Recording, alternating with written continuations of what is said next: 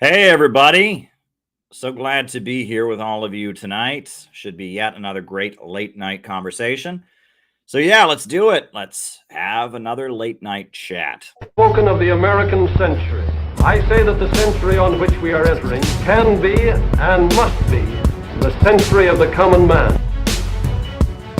A radical redistribution of economic power. I mean, we know that racism is just a byproduct of capitalism.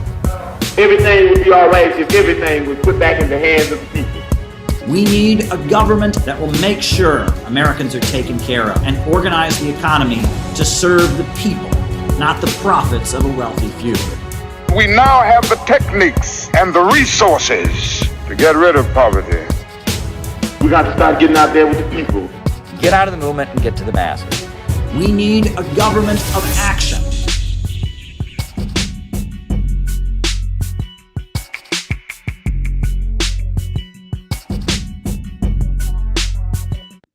Welcome, everybody. I am so glad to be here with all of you tonight. Should be yet another great late night conversation here. Plenty that we can talk about. And, it's summertime.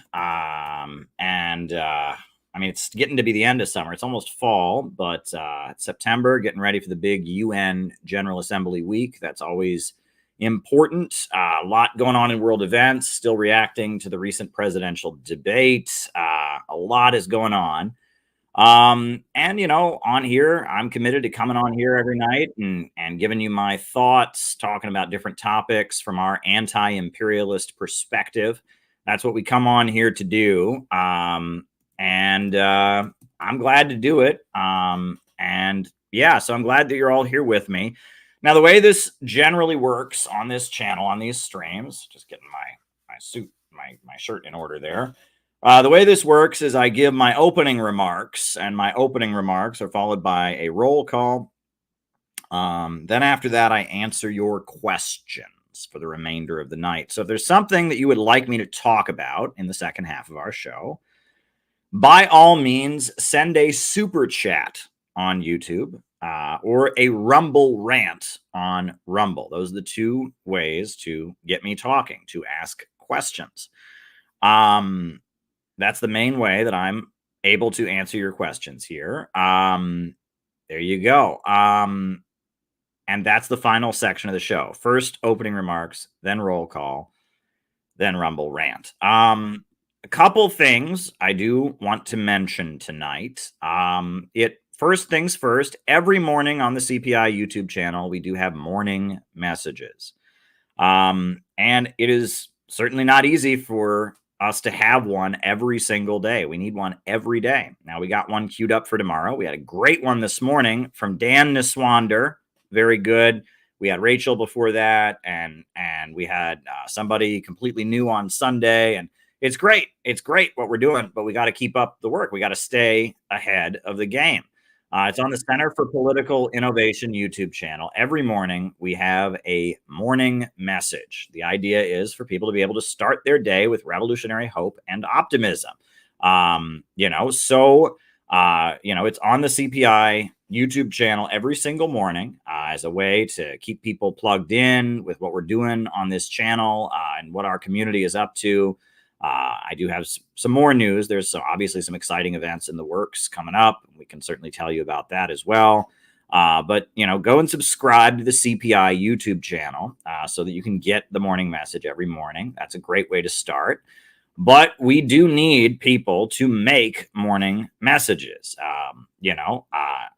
I do a fair number of them, and I understand that is my responsibility as the leader of CPI, et cetera. But we need more people to step up to the plate. I try to not have the same person do messages 2 days in a row. That is what I try to do. So I want to not have it be the same person 2 days in a row. So that means we need to stay ahead. We need more people to make morning messages. So my request is that those of you who like what we do here and feel that you're part of our community or anybody really. I mean, we had one from someone we didn't even know. We didn't even know their name or anything. And they sent one on Sunday. It was a beautiful message. She read a poem. I would request that you go and record a morning message so that we can stay engaged, right? And we have this special link created by Peter Coffin, submit a morning message, where you could just go there and record it right there with your phone, upload it, or have it already on your phone, upload the video file, upload it from your computer.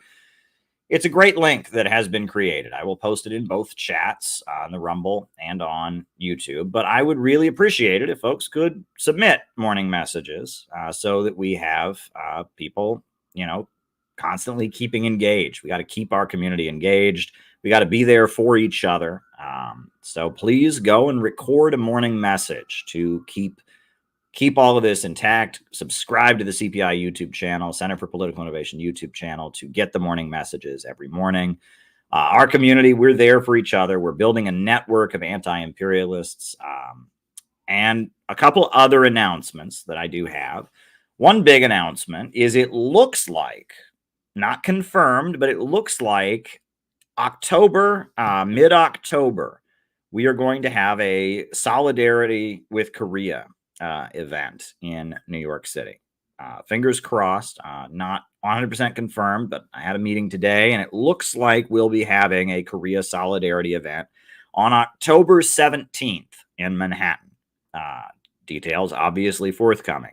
But if you're in the New York City area, you'd like to meet me, you'd like to meet other people that are involved in, trying to start the peace talks and finish what Trump started and have peace with North Korea, it looks like we may be having an event on October 17th, which is very exciting. Details to be announced, right? A lot is still up in the air, right? We got the end of September, the big UN week and all of that.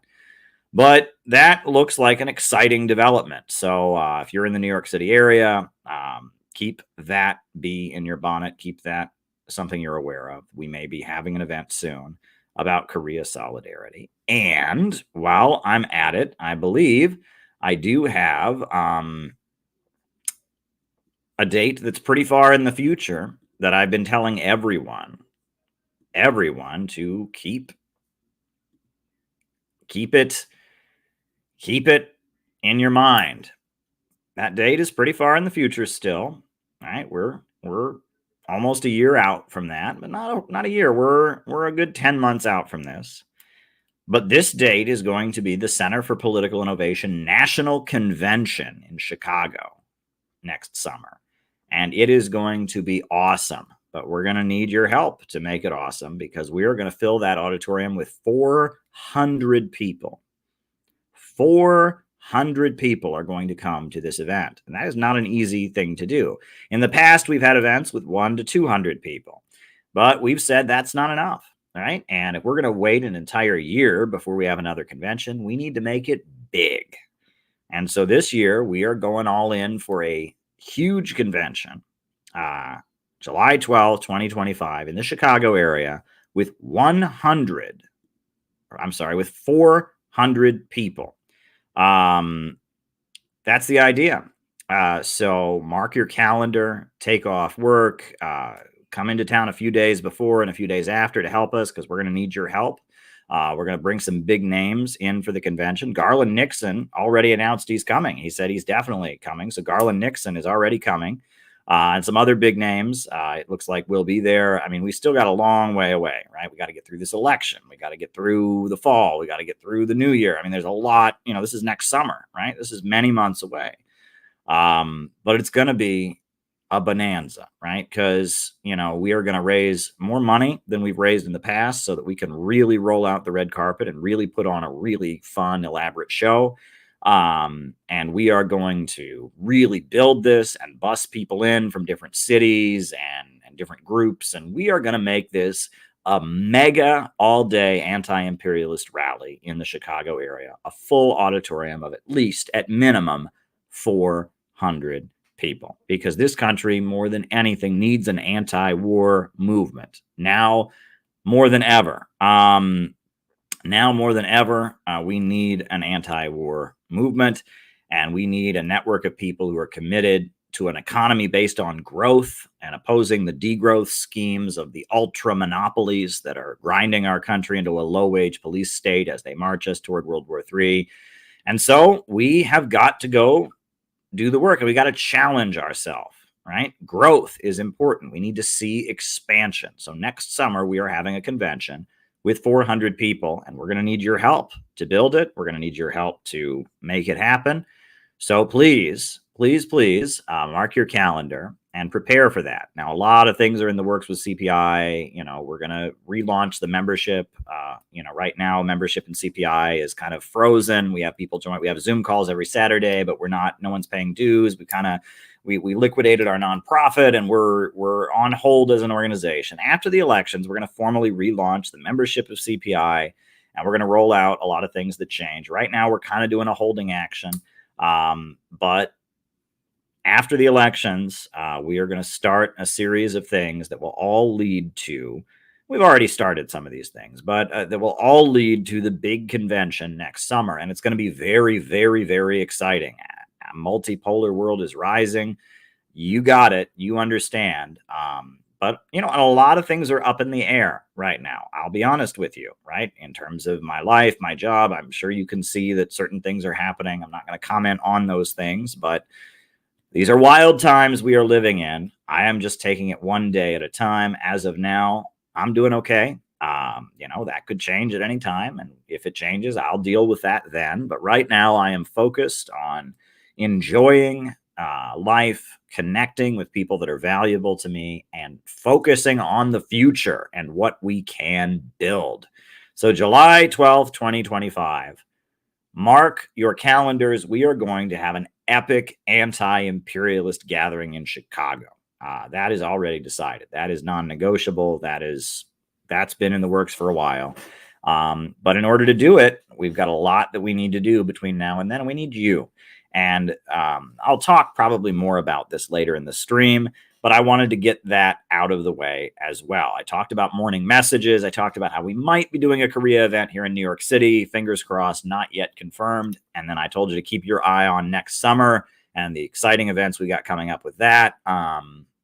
So just a quick reminder, the way we do things on this stream, on these streams, first I give opening remarks. Then from there, I do a roll call, and I call you all out as I see you. We find out who's on the other side of the camera. And then after that, I answer people's questions. And Lewis sent the first question, and so I will give an answer to that. Right? I might do Rumble rants first if a Rumble rant comes in, but that's the way we do it here. We are in motion. We are getting shit done. We are excited. Dare to struggle, dare to win, right? We are winning. I've learned that from the Uhuru movement. The Uhuru movement is currently, the jury is deliberating. We're waiting for the verdict in that case. I'm certainly very curious to see what the jury will say, in the Uhuru trial. We're waiting for a verdict in the case. This is an exciting time to be alive.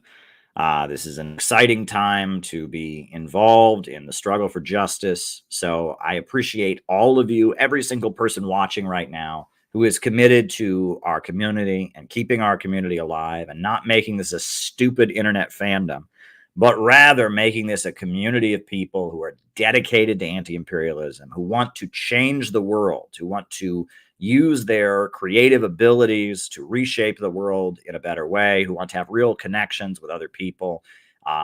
That's what we are doing with the Center for Political Innovation. And everyone who has committed to being part of it, I appreciate you. And I make no bones about the fact that I'm not on here to try and win the internet, and I'm not on here to get likes and shares and views. I'm on here to recruit you. I want you to become part of the movement because there's a new world rising. The BRICS countries are rising, Russia, China, the Bolivarian economy of Latin America, the axis of resistance in the Middle East. And there's a whole world outside the domination of Wall Street and London where growth is the focus and society comes together to control the means of production, and human creativity is being unleashed and allowed to soar at higher levels. And we need people who believe in the American dream, who believe in growth, who believe in creativity, who believe in right and wrong, who reject the high-tech dark ages that Wall Street is trying to roll out as they transition our country into a low-wage police state. we need all of us to come together, and we need to build a network of people who can do real operations to push America in a direction of being reborn. That is what we urgently need. We urgently need that. So the slogan that we've used is, we need a government of action to fight for working families. But anyway, I'm getting ahead of myself. So as I said, this stream will be opening remarks, roll call, then I answer your questions. So send in some questions like Lewis just did. All right, now I'm jumping into the opening remarks. So the title of this stream, I called it Russia and North Korea Closer Than Ever. And this is true. Russia and North Korea are closer than ever. North Korea is a country that the United States has just completely gone all in against, has tried to crush. I don't know if you know, but North Korea and the USA are still technically at war because there's never been a peace treaty signed between the two countries. There was an armistice that ended the Korean War, but there was never a peace treaty. And because of that, there is no diplomatic relationship between the U.S. government and the government of North Korea. And North Korea, I mean, they were suffering under Japanese colonialism and Japanese occupation. And then after the Second World War, they tried to have a unified government for the entire peninsula, and the United States wasn't going to allow it and installed Syngman Rhee as the military dictator of the South. Syngman Rhee then massacred the people in South Korea who wanted free elections. The people at Jeju Island, many of whom were communists, but not all. And after the people at Jeju Island were killed, the North, we don't know who fired the first shot, but the North tried to reunify the Korean Peninsula. There was a bloodbath called the Korean War, in which millions of people died, 3 to 4 million people died. Then after that, Korea was divided. The North Koreans did really, really amazing things industrializing in the aftermath of the Second World War.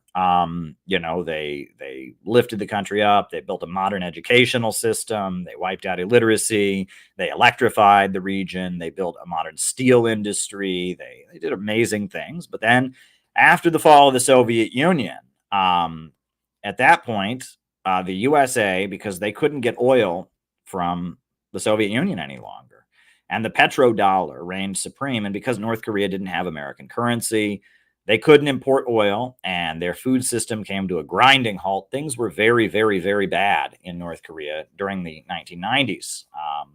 And they call that period the arduous march, because people were starving to death as a result of U.S. policies. North Korea was blockaded, and in order to avoid being attacked, they had to proliferate nuclear weapons. And North Korea is a country that's just been completely locked out by the U.S. imperialists. And, Russia is a country that is a signatory of the Nuclear Non-Proliferation Treaty. Now, the Nuclear Non-Proliferation Treaty is a treaty that's been ratified that basically says if you already have nuclear weapons, you can keep them, but no new countries can get them. And the reason the Nuclear Non-Proliferation Treaty is important, it was signed during the Cold War, was that the United States and the Soviet Union had a lot of allied countries, and they did not want their enemy, their rival in the Cold War, to start giving nuclear weapons to all of their allies. And so there was an agreement between the USA and the Soviet Union that we won't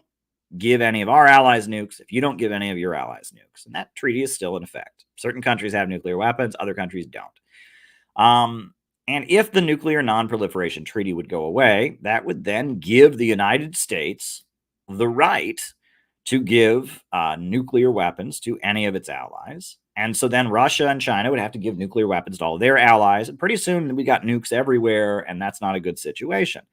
So when North Korea withdrew from the Nuclear Non-Proliferation Treaty and began developing and got their own nuclear weapons, Russia and China, in order to preserve the Nuclear Non-Proliferation Treaty, they had to go along with the sanctions. They're on the Security Council, but if they don't sanction North Korea for quitting the Nuclear Non-Proliferation Treaty, that's the end of the Nuclear Non-Proliferation Treaty. So Russia and China went along with the sanctions on North Korea. But it's no secret that Russia and China economically have a much close, it's not like America. The USA has completely blocked off North Korea.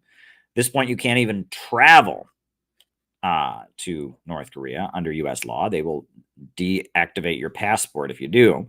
But, in Russia, there are North Korean restaurants. There are North Koreans who go there all the time. China, there's a lot of North Koreans who go into China back and forth. And there is somewhat of an economic relationship between Russia and China. Now, there's still sanctions that are in effect, and Russia and China comply with those sanctions. There's allegations or whatever, but it's very clear. I mean, they're not like going gangbusters in their cooperation, because corporations that would do business with North Korea wouldn't be able to trade on the global economy because of the UN sanctions, etc.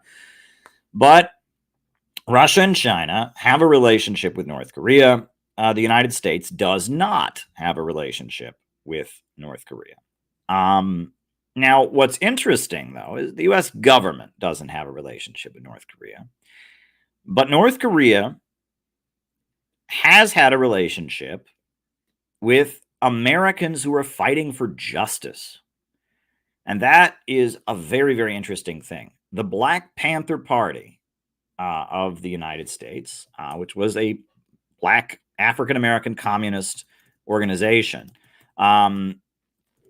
they were very much admirers and friends of North Korea.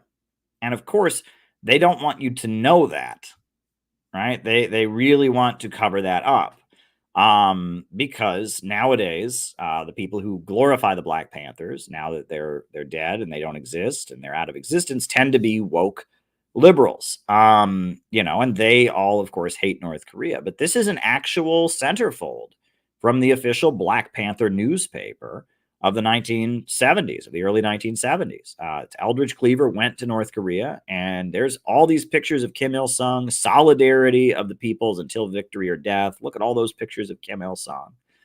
The Black Panthers and North Korea had a very close relationship. And the Juche ideology, which is the official ideology of North Korea, which emphasizes nationalism and the betterment of people's conditions, really spoke to the Black Panthers, so much so that Eldridge Cleaver of the Black Panthers moved to North Korea when he was on the run from the American government. I believe his daughter was born in North Korea. Here you can see this is the Black Panther newspaper from the 1970s, where they've got Kim Il-sung at the top, along with Ho Chi Minh and Mao Zedong, right? And that's an official Black Panther newspaper. And the Juche ideology of self-reliance, economic self-reliance for a nation, it means a lot to the Korean people. And North Korea, they supported the Black Panthers. They support the Palestinians. They supported the IRA. They supported Nelson Mandela in the fight against apartheid. They provided air pilots to Gaddafi. They provided personal security guards to Robert Mugabe, the leader of the anti-colonial revolution of Zimbabwe.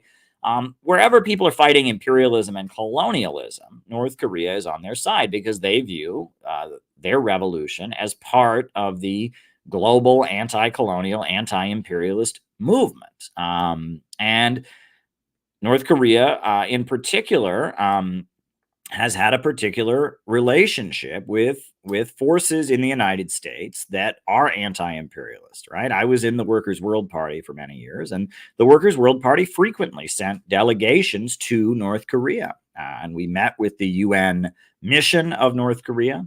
And we viewed North Korea as our comrades. One thing that I did, maybe I'll even show you the video when I was in the Workers' World Party. I'll pull up the video. We protested the movie Red Dawn. I don't know if people remember this, but the movie Red Dawn came out. And this was a movie that said that it was a fictional movie about North Korea invading the United States. And it was a propaganda film. So we protested it on the first day that it came out, November 21st, 2012. Me and a couple of my friends went to the movie theater in Times Square in New York City, and we protested the movie Red Dawn. That was this fictional film about North Korea invading, the United States. And our protest was shown on North Korean state TV. They showed videos of it in North Korea. It was a really big deal. On top of that, our protest was we were featured in National Review magazine. They ran this article, "Occupy Wall Street Supports North Korea." It was pretty wild. And I'm going to show you this protest that we did, supporting North Korea, in Times Square.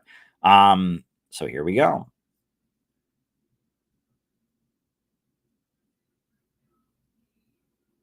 Country, United States, that's outrageous. Right now, they're against communism, and it continues to this day. You're going to invade. This is the right-wing party in South Korea, which is allied with U.S. imperialism, is this daughter of the dictator, Park Chung-hee. Who else they're on? We need is jobs, millions of jobs, tens of millions of jobs, not a hate movie. We need jobs, not hate. In the first Nuremberg trial of Nazi war criminals, Julius Streicher was one of those that was sentenced to be executed. He didn't pull any gold teeth, he didn't run any gas chambers, but he made it all possible by spreading hate through the Third Reich. This is a hate movie against the Korean people who have suffered so much. At least one quarter of those incinerated in Hiroshima and Nagasaki were Korean slave laborers. The same U.S. Air Force that refused to drop any bombs on the railroad lines leading to Auschwitz, bombed those Korean slave laborers, burned them alive, and later they killed at least 3 million Korean people during the Korean War. To this day, the center of Seoul, there's a square mile military base in the middle of Seoul, occupied by the U.S. Army. It's as if a foreign army occupied Central Park. That shows you what a colony South Korea is. We need jobs, not hate. Don't go to this hate movie. It's racist, vile propaganda against the Korean people. Don't go to this movie. It's war propaganda. Read the truth. Just like they demonized colonial people all over the world. They demonized a great African leader, Gaddafi, and they tortured and they killed him. But they needed the demonization first before they occupied an oil-rich country that was doing so much for Africa. They're doing the same thing today, the People's Korea. Don't believe their lies. We need jobs, not hate. Don't go to this hate movie. Thank you. Thank you. You have to remember. 350 show. These are to hide the truth that the United States is the problem here, that the United States here is the imperialist nation fighting all these other nations. We're creating this notion that the United States is the victim here, similar to Zionism, similar to the policies of Israel. And just a few days ago, we had the New York City for Gaza rally over here in Times Square. And just a few days ago, we were protesting against the international agenda that these two most powerful nations in the world have, against all these different poor colonized nations. It is time we say no to this. And as we occupy Wall Street, it is time that we occupied territory, from Palestine to Cuba to South Korea to Japan. And it's time we left North Korea alone. North Korea is just one of 3 nations that are truly independent of U.S. imperialism, and we must continue to support them. Any of it? Well, yeah. So you didn't go in? No, I didn't like it at all. I just walked. It was like I saw the 350 show, and it was just full of violence and them like bragging about it and laughing. I was just disgusted. I was just absolutely appalled, by the whole thing. And the people behind me, they were giggling and laughing. And I turned to them and I said, "What's so funny?" "Oh, shut the F up," they told me. So I just laughed. That woman who walked over and joined the protest because she didn't like the movie, she was like the most New York person. "Shut the F up," they told me. She's got Anyway, this is nostalgia for me. 2012 was quite a long time ago, but that shows you how long I've been doing solidarity and support for North Korea, right? This is not a new position that I've taken. And we organized a protest in support of North Korea at the movie theater. The following year, I went to Quito, Ecuador for the World Youth Festival, the World Festival of Youth and Students. And I had the honor of meeting with the Kim Il-sung youth of North Korea at the festival. I will actually show you the photo from the World Youth Festival. I will pull up the photo. Let me see if I can find it here. Go back into the Facebook archives, right? I will show you the photo of my meeting with the Kim Il-sung youth of North Korea. Let me see if I can find it.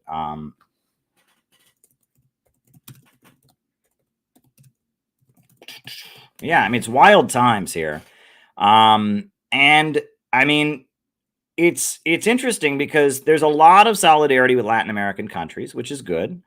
And you get, people that are standing with the Palestinians. But North Korea, because it is a country that is in Asia, because it is so far from anything that, that the United States, it's just so far out of everything, it's just so far from the United States and so culturally different from the United States. You don't get a really strong solidarity movement in America with North Korea. You just don't.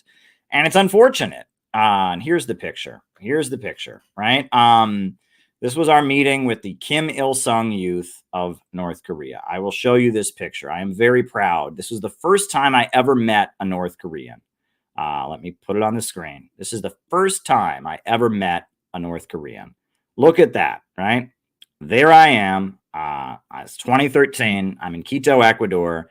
And there are two Kim Il-sung youth from the Democratic People's Republic of Korea meeting with me. I'm wearing my suit, and I've got the same basic hairstyle. I got the goatee and the thing. This is after the epic haircut of 2013.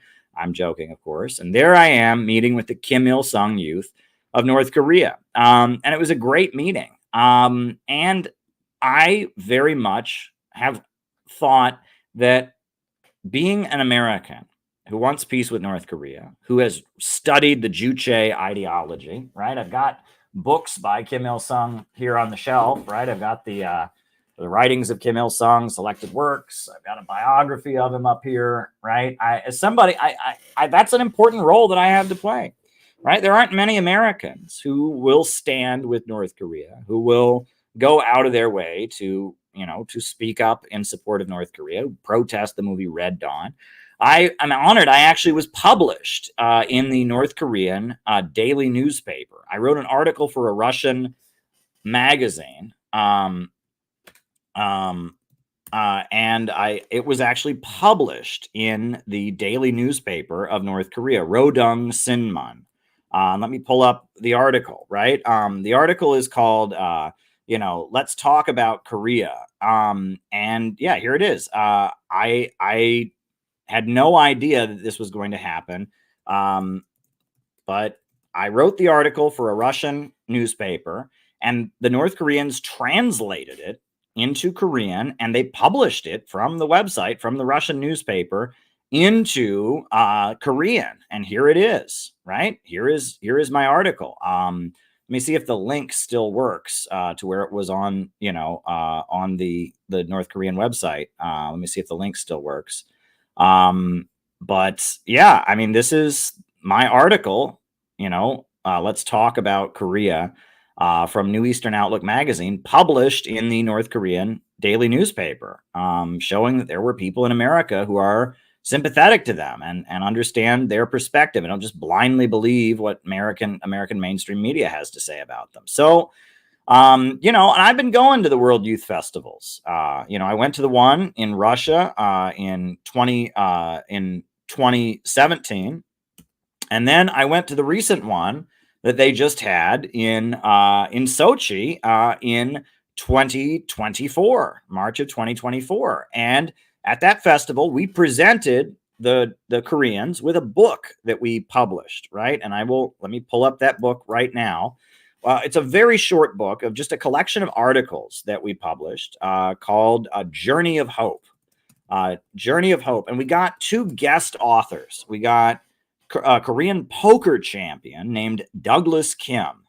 And Douglas Kim, who's a Korean poker champion, he wrote an article for us, and that was great. Hold on, let me pull up the cover for you.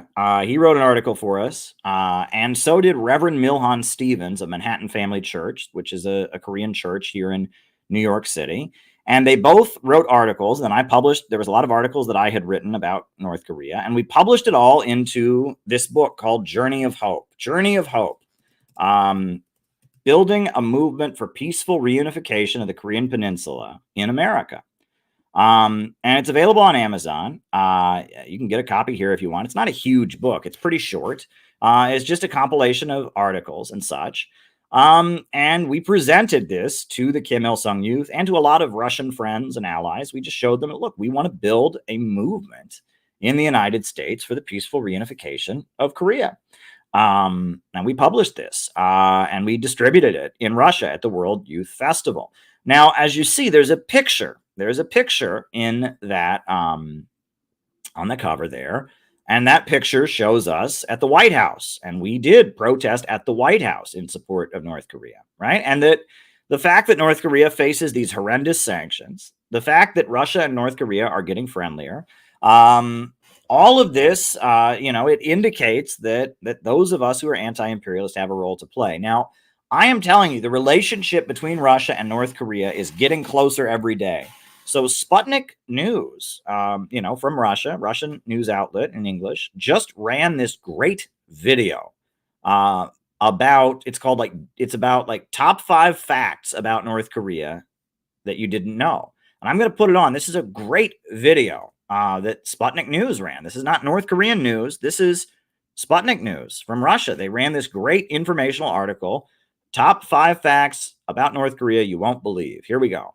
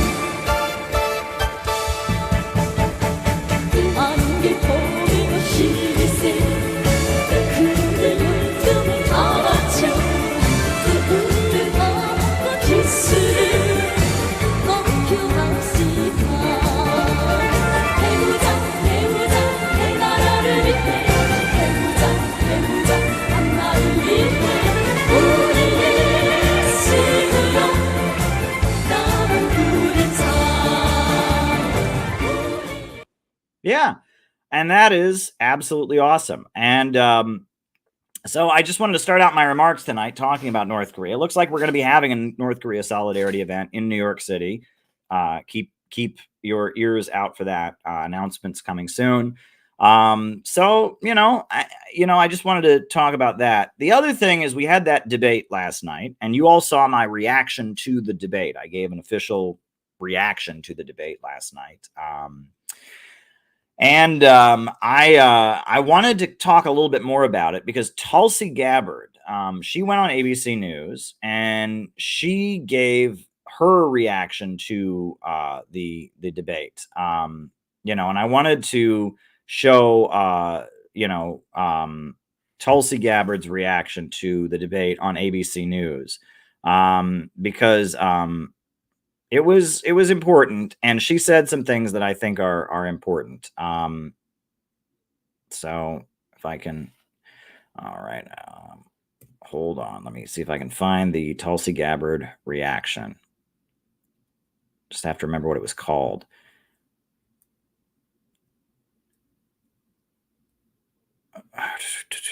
What was the Tulsi Gabbard reaction called? I have to, right? Okay, hold on. Just gotta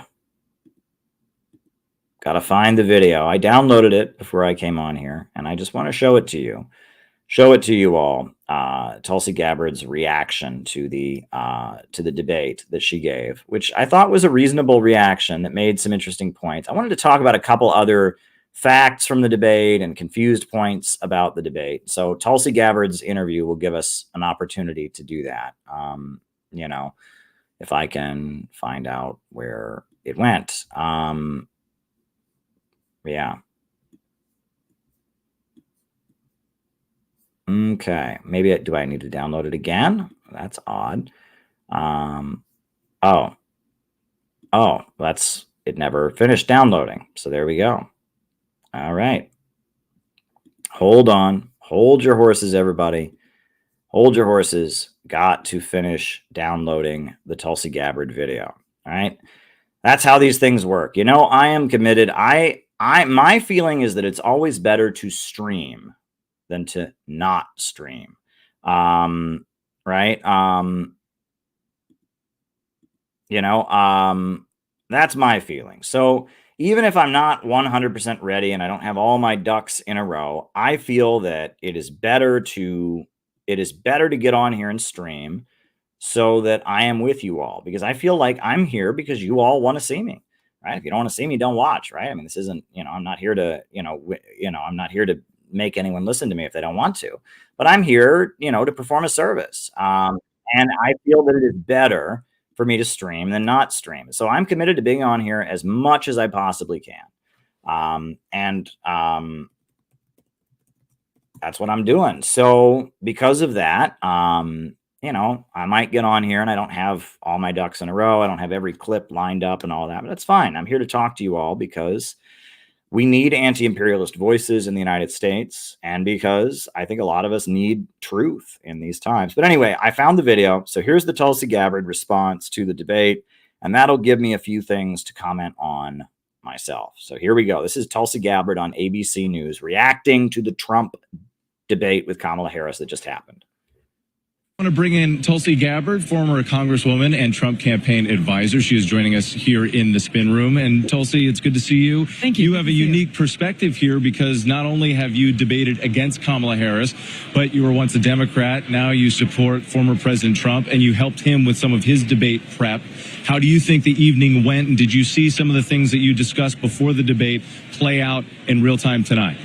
You know, President Trump kept this debate very focused on the issues that matter most to the American people. And I think, to me, when you look at this debate, that was the biggest contrast, is that President Trump really brought voice to the American people who are concerned about crime on their streets, who are concerned about millions of illegal immigrants crossing the border, and how this doesn't just affect the border communities. This is affecting, in a very negative way, communities all across the country. He kept coming back to these issues. He kept coming back to the economy and how more and more Americans are continuing to struggle to afford basic necessities, groceries, gas, supplies, things that they are reminded of every single day, that their dollar is going shorter and shorter. It doesn't go as far as it used to be. These are the issues that the American people are most concerned about, and quite frankly, that Kamala Harris not only didn't really speak to or address, but she also didn't recognize and admit the fact that people are in this position today given the Biden-Harris administration's policies, and that they have been the ones in the White House these past 4 years,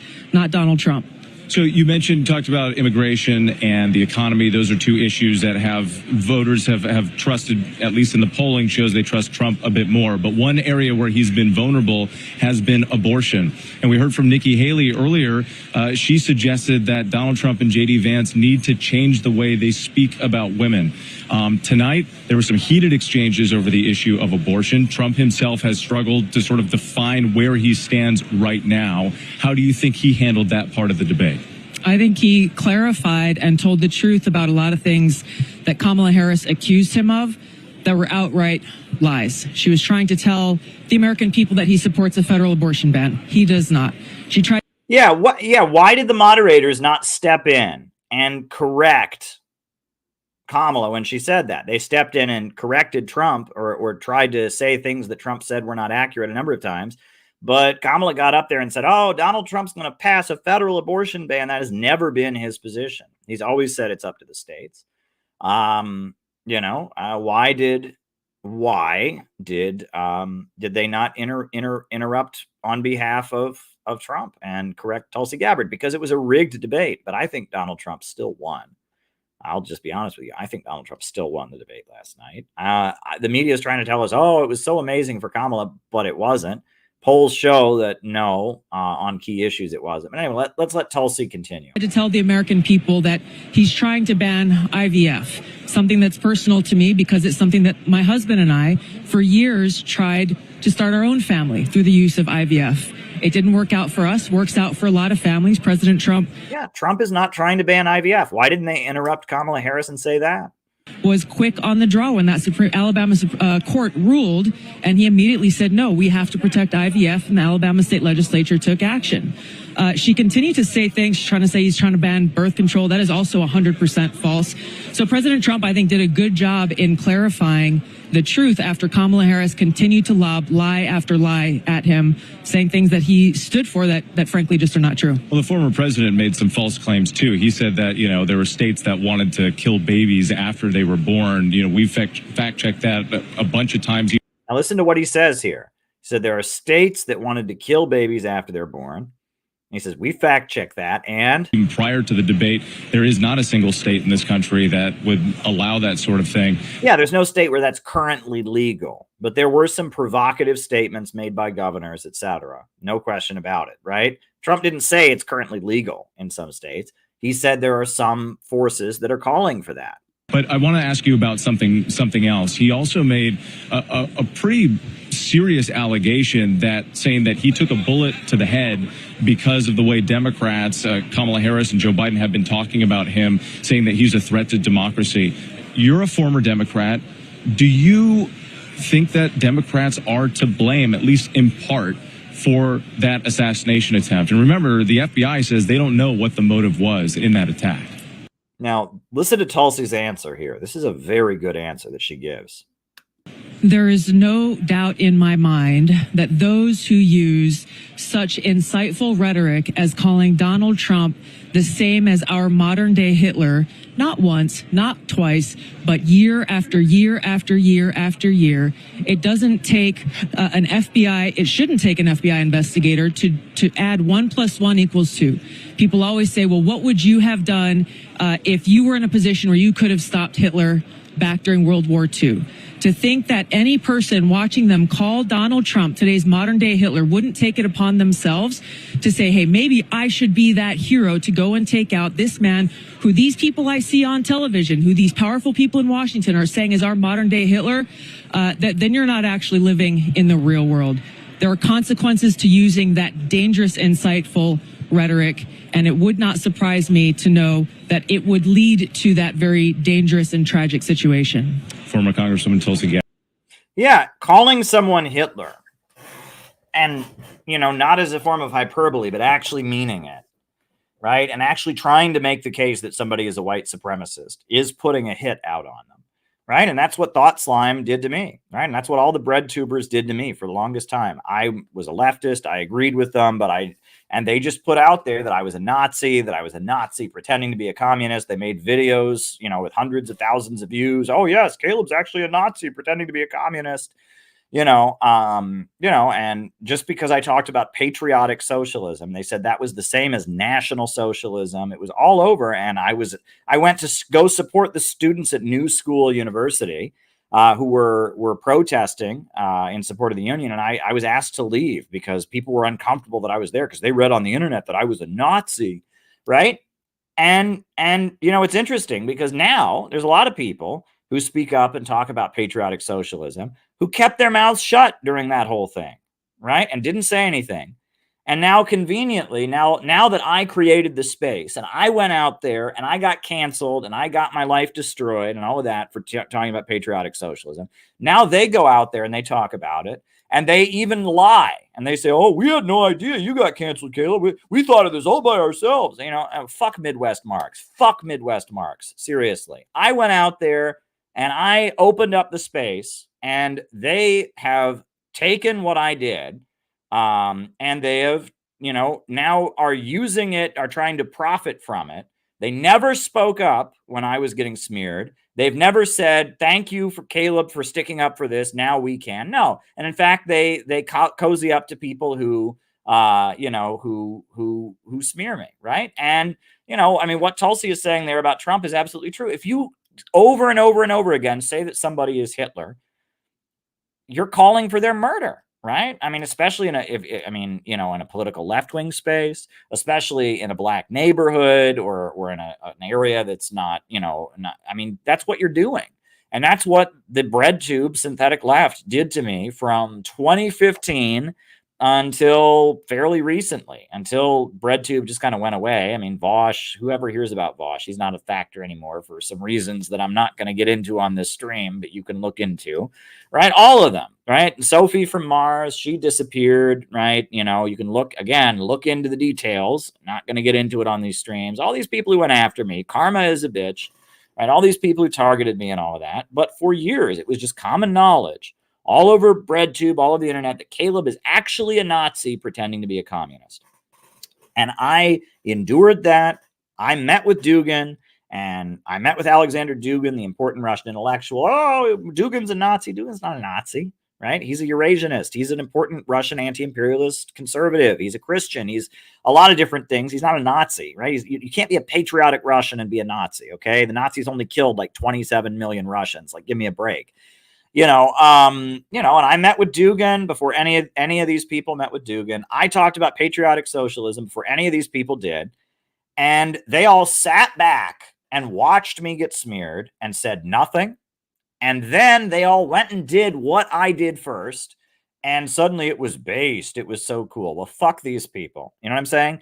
I have always been 2 to 3 years ahead of these people, right? These people were trying to take over the Communist Party until a couple months ago, which I'm sorry, I've actually done this, right? And these idiots, they thought they could play Model UN and take over the Communist Party. A certain one of these people, I met him in person, and I said, you're not going to be able to take over the Communist Party. And he says, well, don't they have a rule book? Don't they have a constitution? Oh God. This is real life. You know what I mean? I mean, and it's like these people have no experience doing any real organizing, and they have no desire to. They're just creating internet fandoms. They trash talk. They talk about, being pickup artists and getting girlfriends, and they know nothing about politics. Fuck these people.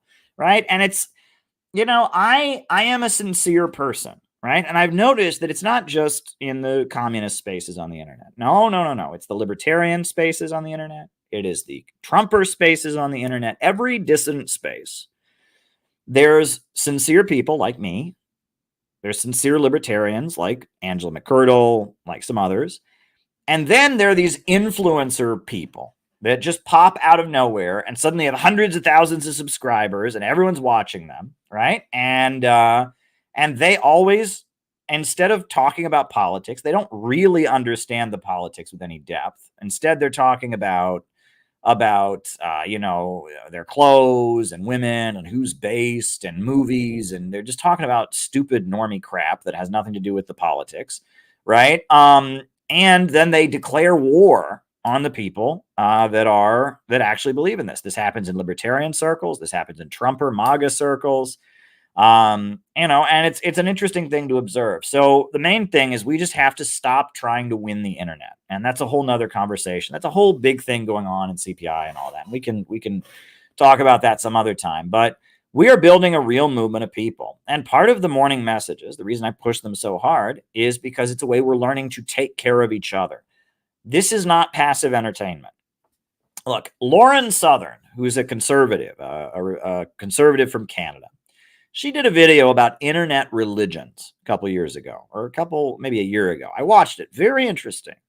And I watched the video. It was about internet religions. And it talked about how on the right, it's very common for people to adopt obscure religious beliefs, people that are in the alt-right or the far right on the internet. They become Orthodox Christians. They become Sunni Muslims. They become Odinists or pagans or whatever. And they fight with each other on the internet, right? And she showed screenshots of like pagans saying to pagan people attacking Christians, your God is a Jew. It's like, oh, they got him, and it's just, but none of these people understand any of these religions, right? Because if you want to be a Muslim, you need to join a mosque. You need to have a Muslim marriage. You need to have, you need to get up in the morning and do salat every morning and 4 more times before you go to bed, and and then you'll know what it's like to be a Muslim, right? If you want to be a pagan, you need to become part of a pagan community, participate in pagan rituals and all that, and then you can call yourself a pagan. But no religion was ever created for the purpose of sitting on the internet and shooting memes at other people and arguing about what the true religion is. That is not a purpose. Do you think that, when Jesus was starting Christianity, he's like, go forth and maketh memes, and with those memes putteth down those who followeth other gods, and convinceth people to followeth me. And if thou do this, thou shalt be blessed. And in 6 months, when you adopt a new religion, God will smile upon you. Is that what Jesus meant when he started Christianity? Is that what the Prophet Muhammad meant when he started Islam? He was telling his followers, all right, what we will do is we will all get on our phones and make memes making fun of other religions. And we will read a few books and buy some new clothes. And after that, we shall at that point adopt a new religion in 6 months and start sharing memes. And I mean, this is all just fandom. And look, communism is what I've been doing my entire adult life. So I've seen this among communists, right? I'll let you in on a little secret. So when I first came to politics, right, it was during the Iraq War days, the Bush administration. I would go to anti-war protests in Washington, D.C., and there would be hundreds of different little tiny communist groups with little tiny newspapers selling it to you, telling you why they're the real communists and everyone else is a phony. I don't see those people anymore, right? And often the people selling those newspapers look kind of autistic. They had like kind of the big eyes. They didn't blink, and they were very quick to anger at the other communist groups. And, I realized that a lot of those people were, to some degree or other, they were on the autism spectrum. And for them, having a really niche understanding of Trotskyism, it was always Trotskyism. And there were Maoists, there were Enver Hoxha people and stuff, but having a really niche understanding of, some obscure brand of communism, usually Trotskyism, but not always, was their way of being on the spectrum, right? These are people that didn't really have, they didn't experience emotions in the same way other people do. And they have much more intense niche interests. This is part of being autistic, right? The autistic folks, that's how they operate. People that are on the spectrum, a lot of them don't blink. There's something with the eyes. They have kind of a tired look in their eyes. They don't, their eyes don't move as much, and for a lot of these people, it was, their way of being autistic was to become an obscure communist. I don't see those people anymore. I don't see them anymore. And the reason I don't see them anymore is now you don't need to join an obscure Trotskyite group to become that kind of communist. You just sit at your home and you just get on your computer and you listen to streams and you get in Facebook arguments. You don't need to join a group to like explore this niche interest. You don't need to do that anymore. Now there are communist groups in America, but most of the old communist groups are weaker than they've ever been. And there's a couple communist groups that still have some steam. The Party of Socialism and Liberation still has some steam. The Communist Party USA, I wouldn't say they have steam. They just have a huge amount of assets. They have the huge office, the huge building in New York City, and they've got buildings, and they have to exist for like geopolitical reasons. I mean, I think that even if the people were ready to liquidate it, the FBI would show up and be like, don't liquidate, we need you. I mean, the Communist Party USA can't die because, the USA has to have communists to send to Vietnam, to send to China, to send to Cuba, etc. So the Communist Party USA, the Party of Socialism and Liberation, they still exist, and all of that. But for the most part, the million little tiny communist sects that I used to see, they don't exist anymore, because they were some kind of kind of like semi-autistic niche for some people, and they at this point, you can fulfill that need with the internet. They don't need to exist anymore. And if people are looking for that kind of stimulation, really complex ideology, really complex rivalry and debate about that ideology, you don't need to join one of these groups. You can just do it, on your computer at home. But the thing is, no form of communism was ever invented for people to be doing it on their computer at home, right? I mean, that's just not the case, right? And if you look at countries where they have a real communist party, it is not a niche, and it's not an obscure newspaper that guys with big eyes sell to you and get in fistfights with you about. Real communist groups have a base among the masses. They have territory. They're in communities. They carry out operations. They run community programs. They're like a real organization with a real base. And real organizations, they want to get along with as many people as they can. And they have relationships with other parties. And they enter united fronts with different factions in the ruling class, right? And they put forward an economic program. It's not about destroying the country. It's about improving this. I keep coming back to this, right? So I wrote the new textbook, Out of the Movement to the Masses. And in chapter 4, I talk about the case of Lynn Marcus. Lynn Marcus was a Trotskyite communist in New York City, and he eventually stopped being a communist. And he started his own thing called the LaRouche movement. His real name was Lyndon LaRouche. He started the LaRouche movement. But part of the reason he started his own movement was in the 60s, the left stopped believing in economic growth and started promoting degrowth. And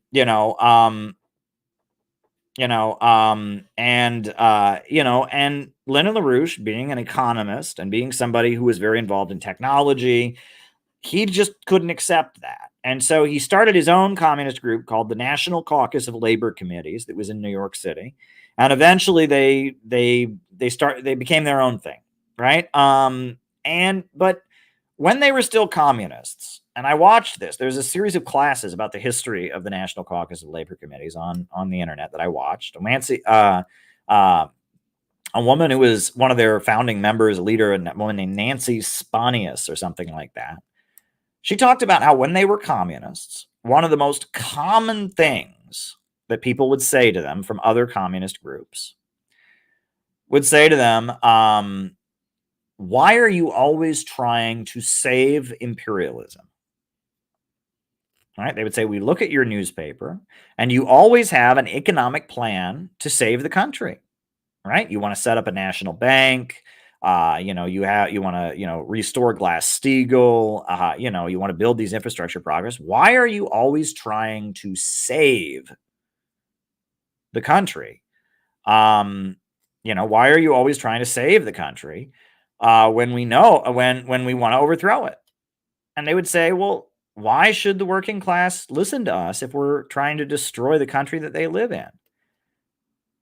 And if you looked back at the 1930s left, if you read William Z. Foster or the Communist Party back in the days when they were actually strong, they weren't trying to destroy the country. They had an economic program to save the country. They invented unemployment insurance. Right? It was the Communist Party that invented unemployment insurance. It was in their 1932 presidential campaign.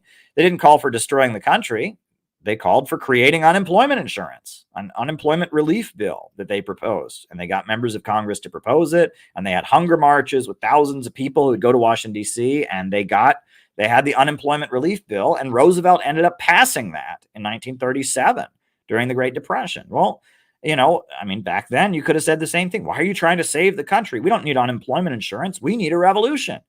Well, that is the difference between the new left and the old left, right? And the National Caucus of Labor Committees was led by this old guy, Lyndon LaRouche, and he at least understood, even though he eventually stopped being a Marxist, he understood that you cannot organize any mass movement on the basis of wanting to destroy the country.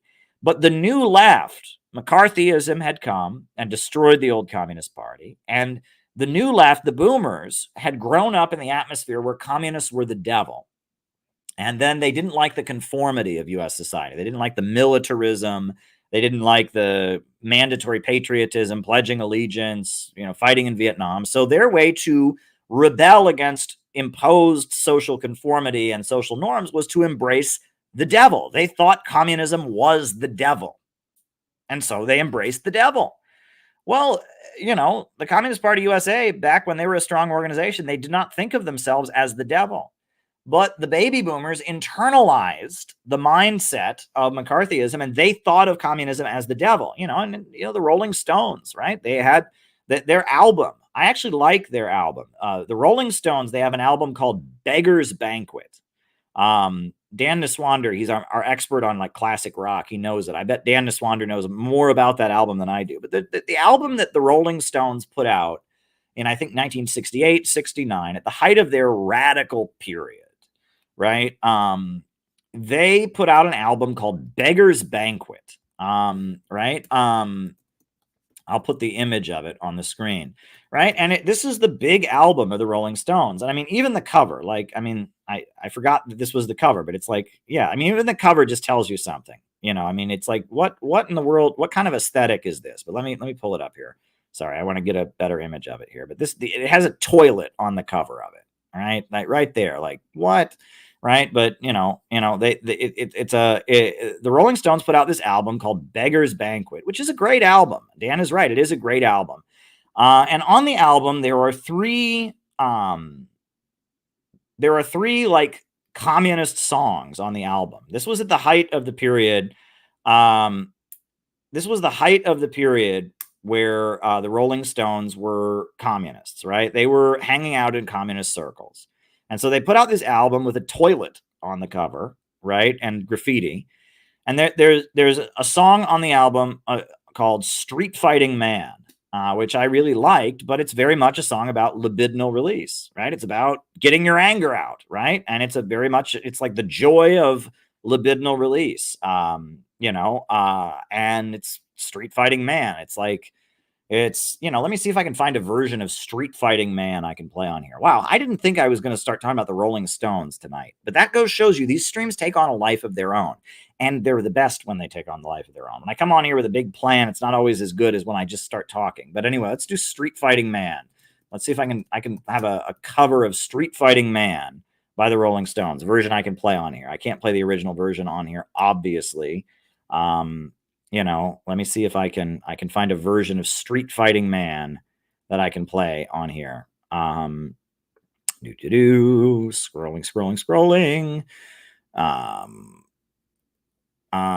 Okay. Let me see.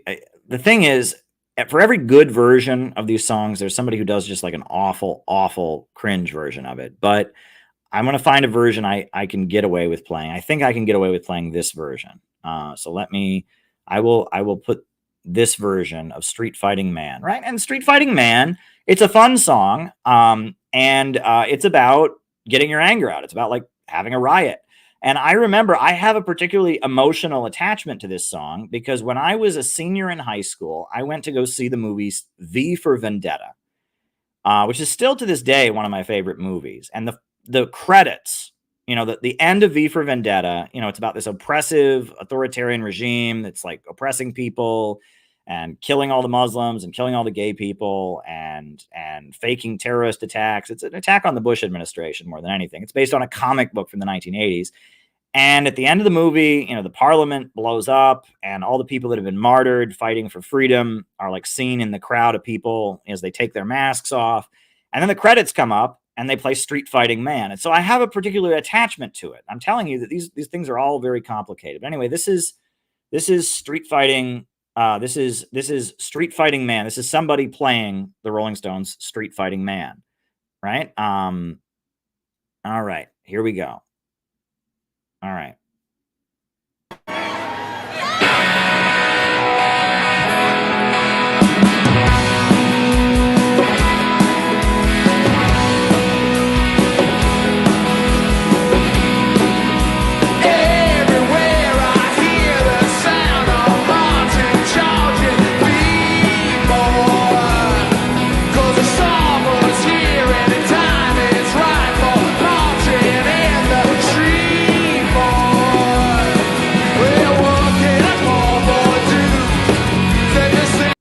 Well, it's not a very good version of that song, but you get the idea. The way the Rolling Stones did it, it's a little bit more, glorious. It's like the recording is a little cleaner. It's like that's kind of a sloppy hard rock there version of it. Maybe I can find another thing of it. But that album, that song, Street Fighting Man, if you read the lyrics though, there's nothing really political about it. It's just kind of like the joy of fighting, right? There's really not, it's not some kind of deep, deep political message. Here, I'll see if this version of it might be slightly better. It might be a little bit cleaner. But maybe not, right? Because I see a lot of people who just play this with a guitar, but you can't, I don't know. Maybe I'm thinking too hard about these things, but let me see if this version is a little bit better. Hold on. All right, let's see if this is any better. Okay. Street Fighting Man. All right.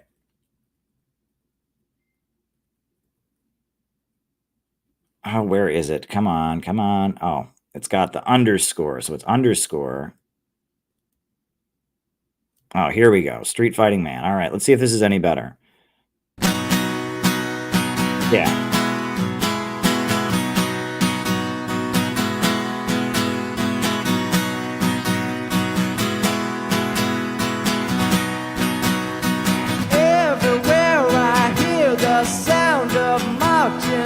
Feet, boy, 'cause summer's here and the time is right for fighting in the street, boy. Well, now what can a poor boy do? Set the scene for rock and roll band, 'cause in sleepy London town there's just no place for Street Fighter Man.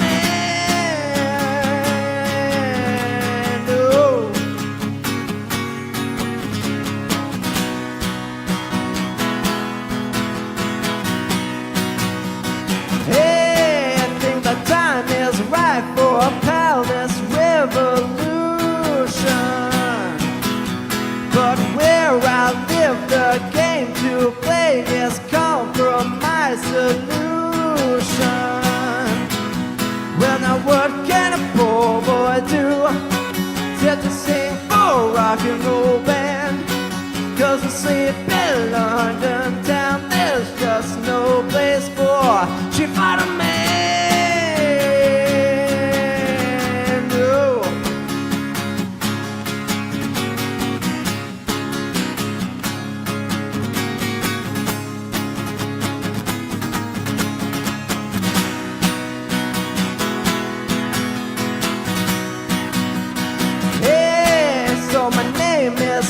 Disturbance. I'll shout and scream, I'll kill the king, I'll wail at all his servants. Well, now what can a poor boy do? Set the scene for rock and roll band, 'cause in sleepy London town there's just no place for Street Fighter Man.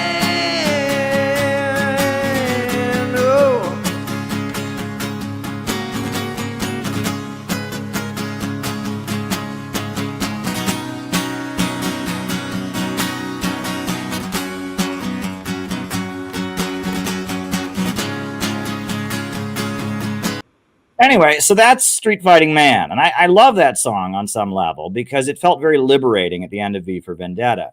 But if you really listen to it, it's not that political. But the song that I was actually referring to, when I started talking about communism being the devil, the song that I'm referring to is there's a song on that album, on Beggar's Banquet. It's called Sympathy for the Devil. That is actually what it's called. And it's like arguing, if you really read the lyrics, it's basically arguing that humans deep down are evil, right? It's basically what it's arguing. And then the closing track of the Rolling Stones' Beggar's Banquet album is a song called Salt of the Earth, which you would think is a Marxist song, right? Because it's about the working class, but it's actually just kind of depressed, right? It's just kind of like there's no hope and the bulk of the population are kind of hopeless. And, you know, that album. So this song, "Sympathy for the Devil," which I'm about to play. Well, I'll tell you about it later. But it's like you don't. I mean, the Rolling Stones were very much close to communist groups when they made Beggar's Banquet, the album. I'll tell you more about that in a second. But let's listen to "Sympathy for the Devil."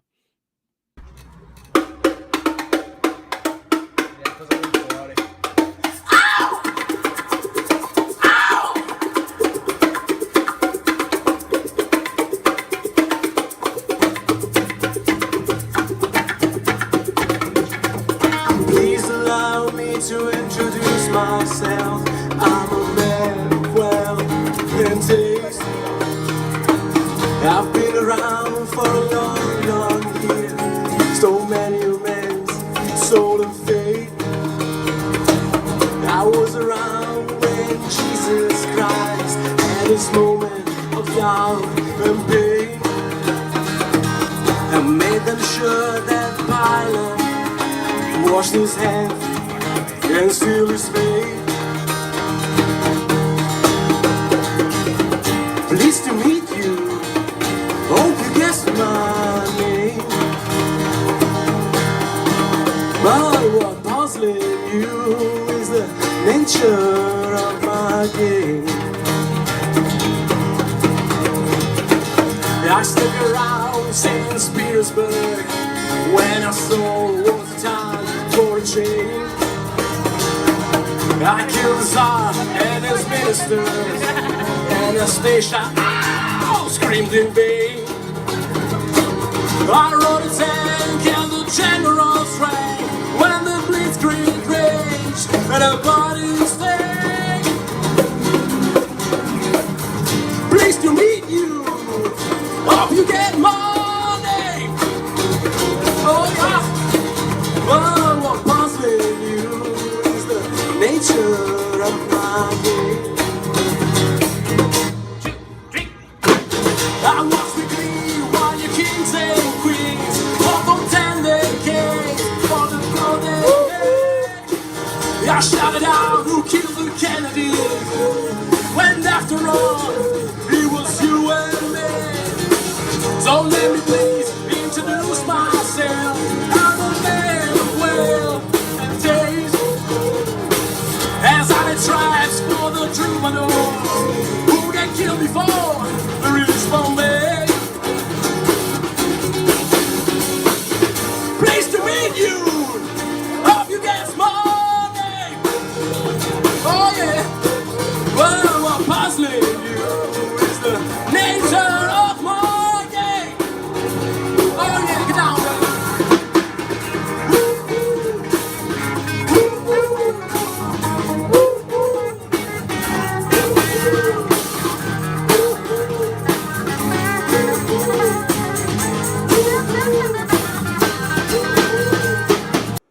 So that's, you know, that's a song called "Sympathy for the Devil." So they had one song about rioting and Street Fighting Man, about the libidinal release of rioting. It took the words out of my mouth, Paul. And then the next song they had, the other song on the album, is called "Sympathy for the Devil." They hired a Maoist communist to make a version of the film. Jean-Luc Godard, who was a Maoist communist. He was in one of the Maoist communist sects. He was a French filmmaker. Jean-Luc Godard, who worked with Jane Fonda, personal friend of Jane Fonda. He made these like very artistic Maoist communist films during these years. He was from France, and he made a film that I really kind of enjoyed called Tout va bien. You know, Jean-Luc Godard, they hired him to make the movie version of "Sympathy for the Devil." And if you watch the movie version of "Sympathy for the Devil," it has all these like odd little skits in it. You should go watch it. You know, and it's like it's the Rolling Stones recording the song, right? And it's the actual studio sessions of the Rolling Stones recording that song. With these odd like political sketches. You know, one of the political sketches is a group of Black Panthers have kidnapped a white woman, and they're in a junkyard full of old cars, and they're reading "Soul on Ice" out loud to her. Another one is that there's a store that sells pornography. And when people come into the store to buy the pornography, before they buy it, there's a couple hippies that are chained in a corner that say stop the war in Vietnam and have like anti-war stuff, and they're like chained up in a corner, and before you buy the pornography you have to slap the hippies, and it's like talking about consumerism and exploitation or something. I mean, and the film it's like a Maoist communist film about, and it's just, and then it ends. Apparently Jean-Luc Godard, the filmmaker, didn't want to include the full version of the song in the movie, but they forced him to, when the credits come up, play the actual full recorded version of Sympathy for the Devil. But it has the studio sessions of just the Rolling Stones recording it, mixed in with all these like weird kind of communist sketches. So that's how into communism the Rolling Stones were in these years. The fact that they found a Maoist communist filmmaker and made this like weird new wave artistic communist film about them recording the song. But anyway, and then the closing track of the album is the song that everyone says is the most Marxist song on Beggar's Banquet. And I will play a version of that song on here too. It's called Salt of the Earth, which again, I like all three of these songs. All three of these songs are great songs, right? This is all great art, but we can still critique the political line. So continue.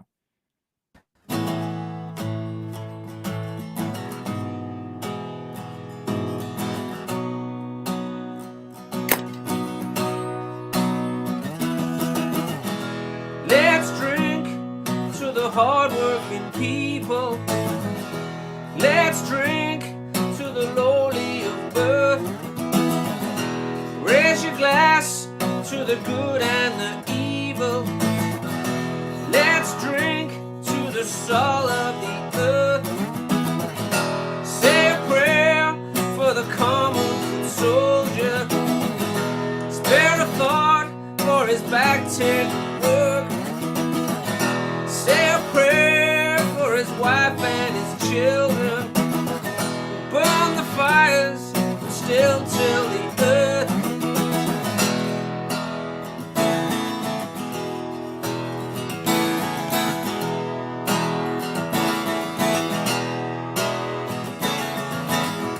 When I search a faceless crowd, swirling my song grays and black and whites, they don't look real to me.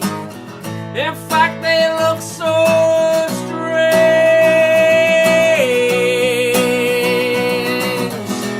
Raise your glass to the hard-working people. Let's drink to the uncounted head. Let's think of the wavering millions who need leaders but got gamblers instead. Spare a thought for the stay-at-home voter. His empty eyes gated strange beauty shows, and a parade of gray-suited grafters, a choice of cancer or polio.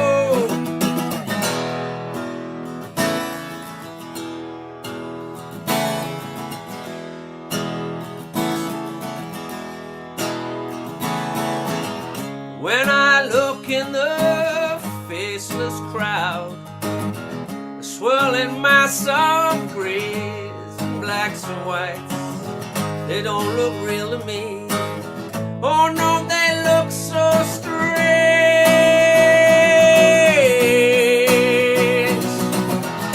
Let's drink to the hard-working people. Let's think of the lowly of birth. Spare a thought for the ragtaggy people. Let's drink to the soul of the earth. Let's drink to the hard-working people. Let's drink to the soul of the earth. Let's drink to the 2,000 millions. Let's think of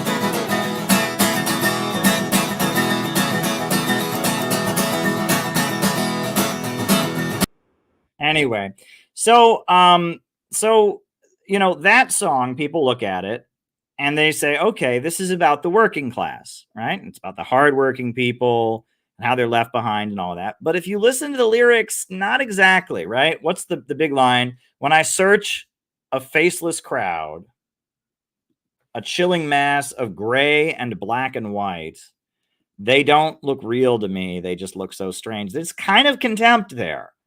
It's not looking, it's almost feeling sorry for the working class. Like they're just this, ugh, you know what I mean? They're just kind of, they're uninteresting, gray and black and white, and they don't look real to me. They just look so strange. I mean, it's almost like we feel sorry for the working class, but we don't really love them. We certainly don't see them as the saviors of humanity. I mean, this isn't really Marxism. And that's kind of what I'm getting at, right? Beggar's Banquet, that album, even though they hired a communist filmmaker to make the movie of it, and even though it was very probably inspired by a lot of the communist activism that was happening back then, it's pessimistic. It's about the libidinal release of rioting.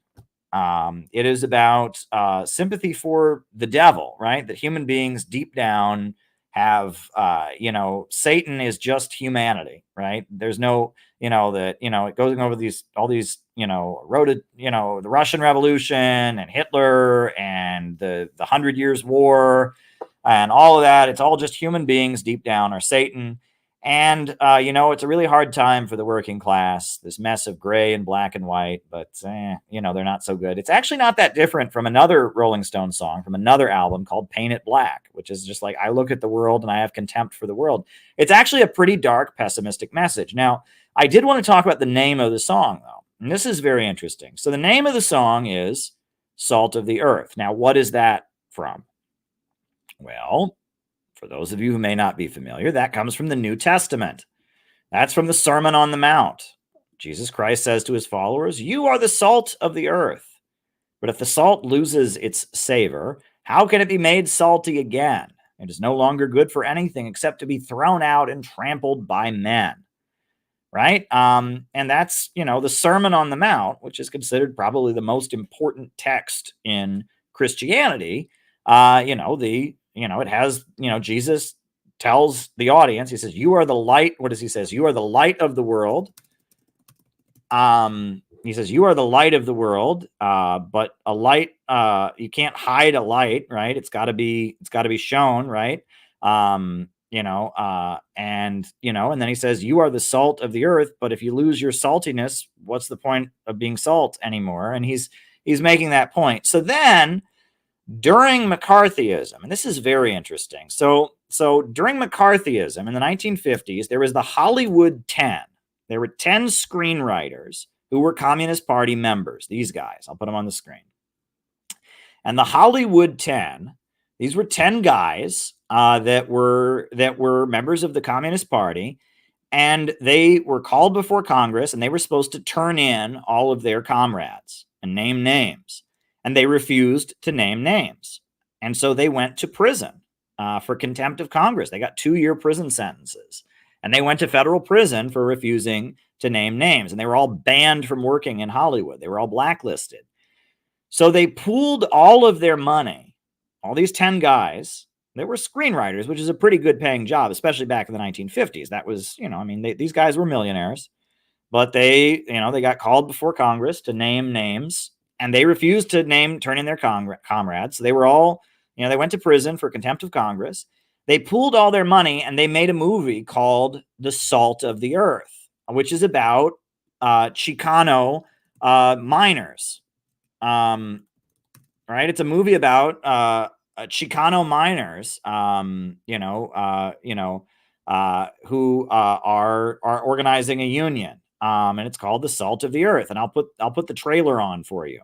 And it's a low budget film made by mostly volunteer actors from a communist controlled union out in I think New Mexico or Arizona. And the actors were, primarily, Chicano Americans who they volunteered to make this movie to promote the labor union and promote the rights of the workers. And they pooled all their money to make this low budget movie, which is actually really good if you get a chance to watch. I'm just going to put the trailer on. This is Salt of the Earth, the 1954 movie.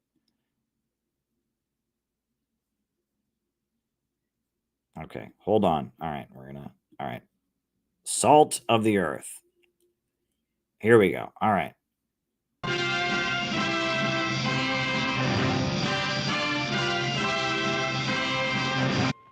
My name is Esperanza.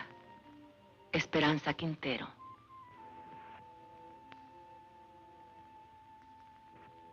I am a miner's wife. 18 years my husband has given to that mine, living half his life with dynamite and darkness. Miner wants to get his brothers out in one piece. You work alone, savvy? You can't handle a job, I'll find someone who can. Who, a scab? An American. We gotta get equality on the job. Then we'll work on these other things. Leave it to the men. I see. The men. Your strike may be for your demands, but what wives want, that comes later, always later. Now, don't you start talking against the union again. All the next week, I kept thinking about my mañanita. I had never had so nice a party. It was like a song running through my mind.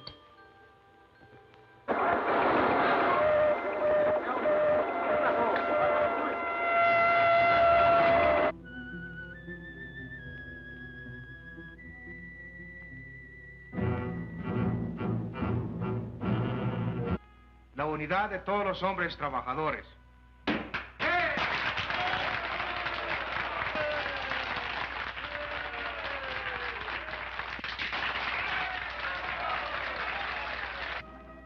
Much like any other strike. There would be no settlement, the company said, till the men returned to their jobs. Coffee.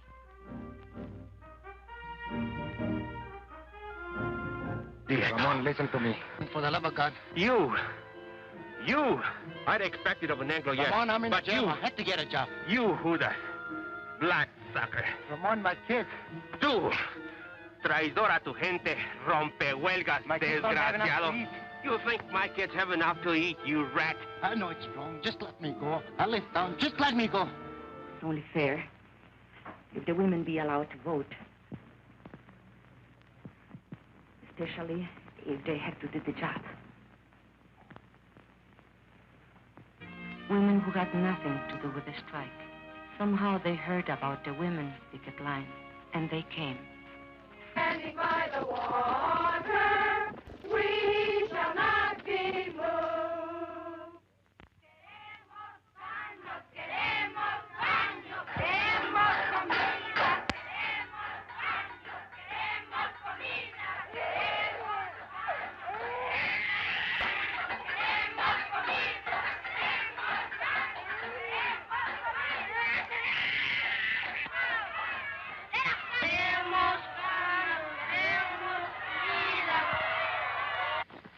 They ran away. With Ramon's pride, I spoke out of the bitterness in me, and he was hurt.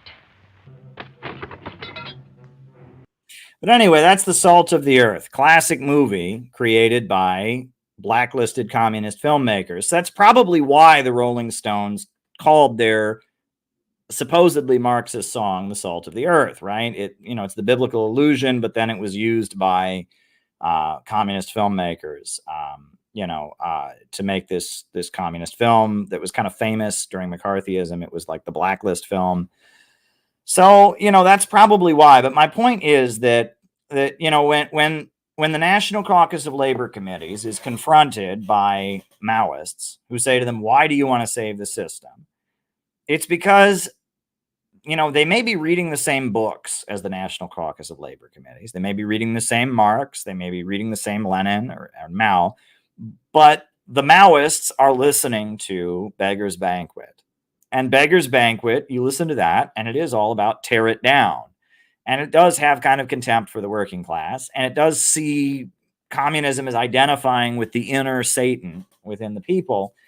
And that, the National Caucus of Labor Committees, those people were adamant, followers of LaRouche still are, that you should only listen to classical music. Now, I don't go that far. But they very much feel that that rock music and the new left and all that is bad for your brain and causes mental illness, causes depression, and that you should only listen to classical music. And so they were listening to Beethoven and Bach, and they were reading Marx as how do we mobilize the working class to fight for a whole new world. Whereas, the Maoists were listening to Beggar's Banquet, and they heard Marx as how do we create the big explosion, right? How do we kill the king and rail at all his servants? And that there was a subtle difference between the old left and the new left. That when people are in extreme conditions, when the system breaks down and people are really, really suffering, they don't want someone to come along and say, be angry. I'll create chaos and let all your anger out. No, they don't want that. What they want is somebody who can offer a real solution. That's what they want. And that's what real communist groups that have a real base among the population, that's what they do. And they bring people together to build things, to build a mass movement, to construct, that's what they do. And when communism is just a form of intellectual entertainment, it's something very, very different. Look, the closest thing to a real communist group that we have in America, despite my political disagreements with them, is the Uhuru movement, who's on trial, right? We're waiting for the verdict, for their 3 leaders. There's a reason the U.S. government targeted them. They're builders, right? Their African national fight song, every line in it is, "We are winning." It's all optimism. It's all about starting businesses, starting, they're builders, right? They're communists. They're anti-imperialists. They study anti-imperialism, but it's all about building. And it's not libidinal release. And it's not Beggar's Banquet. And so, they are not the kind of people that would have gone up to the National Caucus of Labor Committees and said, why are you always trying to fix things? They wouldn't have said that. They would have got it because they're trying to fix things in their own community. They get it, but anyway, so those are my opening remarks for tonight. This went a lot of different places, but that's fine. Why don't we do the roll call? We'll do the roll call, and then I'll start answering people's questions. Now, there's a Rumble rant from Doc Green for Peace, and then there's 3 super chats. But please send more super chats. Get me talking. I can answer your questions. The night is young, as they say.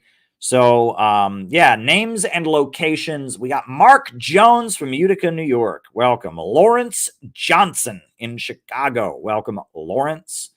Good to have you with us. Names and locations. Patch in Arizona. Welcome, Patch. Bob in Troy, New York. St. David's, Bermuda. Ronald in Krasnodar. Rice from Adelaide, Australia. Niswander. Jenny in Cincinnati. Dan in the LA, Los Angeles area. Alex in Brazil. Carolina Iwa Stanislaw in Berlin. Very good. Long live DPRK. Gabrielle in Lima, Peru. Derek in Youngstown. Welcome, Derek, the seasoned noob in China. Anthony in Detroit. Courtney in Virginia. Just a shake from Ludlow, Colorado. Wow. Ryan in Kansas City. Oh, you got a Rumble rant. We'll do you too. We'll give you an answer to that as well. Denver in Minnesota. Rachel in Winder, Georgia. Welcome, Rachel. Cleveland, Dustin Schlesinger. And Auckland, New Zealand. Welcome, welcome, welcome. Minor threat in Los Angeles. He may have issued a threat, but it's only a minor threat. Gabby is in the Windy City. Welcome, Gabby. Names and locations. Anybody else? Names and locations.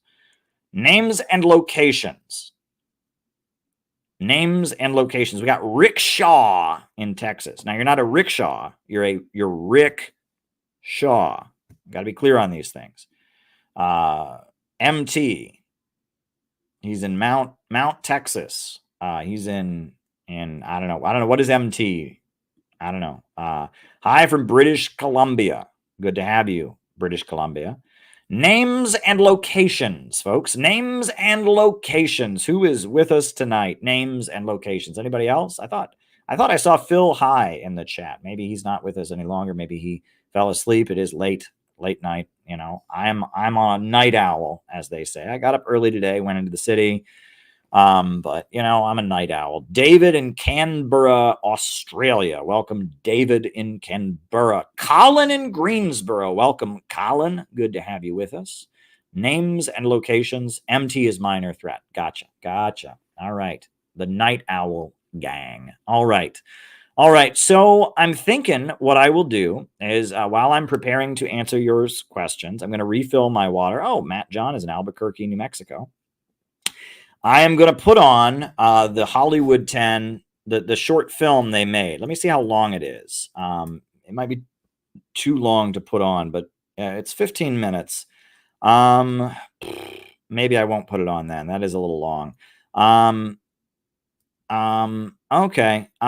Well, I was going to put the Hollywood 10 film on, but maybe I won't do that. Maybe I'll put some music on. Right? Yeah, I thought that Hollywood 10 movie was the Hollywood 10 film was shorter than that, but it is not. So, right? There we go.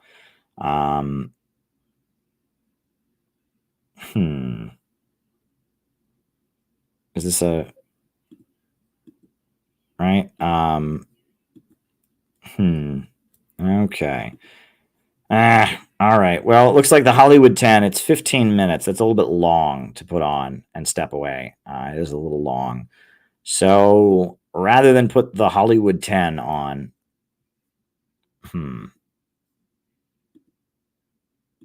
yeah, I think I might, what can I put on? All right. It's so funny. I type Hollywood 10 in, and there's an actual film called The Hollywood 10, and it comes up, but it's, you know, yeah, it's, you know, and then there's a bunch of other films about the Hollywood 10, clips about the Hollywood 10, etc. But I don't know if those clips are what I want to show or not, right? And that's what makes this all tricky. Again, I tell you all, it's better to stream than not stream, even if you're not totally prepared. What should I put on? I was going to put on the Hollywood 10, and then I realized it's a whole 15 minutes long. Well, tell you what, I will start the Hollywood 10, and we can cut it off after the first 5 minutes or so. I just have to take a quick bathroom break. Bathroom break, refill my water, and then come back on here and answer your questions. So we'll do the first 5 minutes or so of the Hollywood 10. How's that? Does that get approval in the chat? Do you all approve? I hope you do.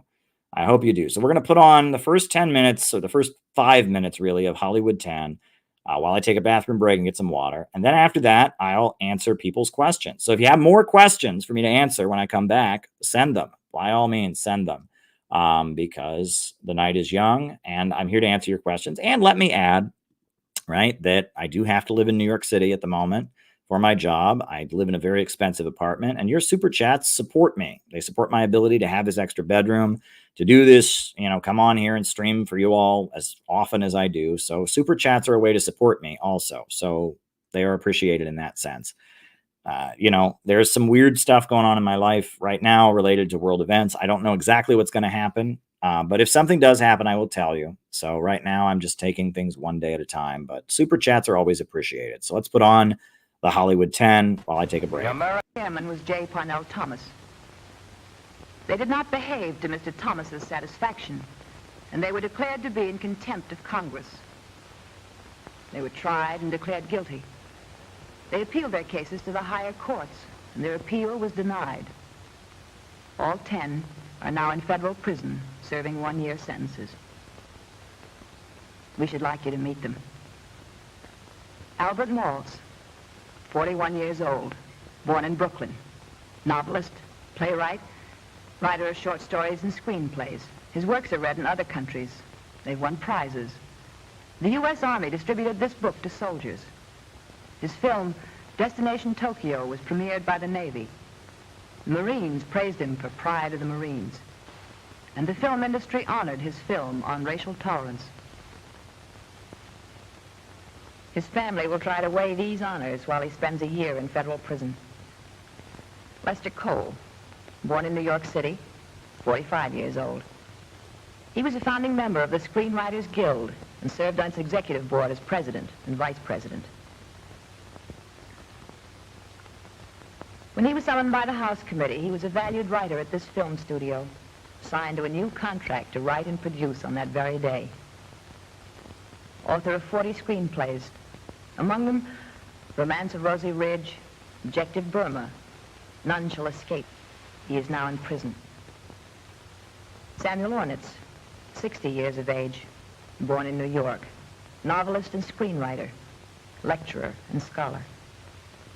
Author of a classical fictional study of American Jewish life, of a tender story for children, of a book whose hero was lynched by anti-Catholic bigots. As a social worker, he spent many years with the Prison Association in New York, helping thousands of people to get out of prison. He is now in prison himself.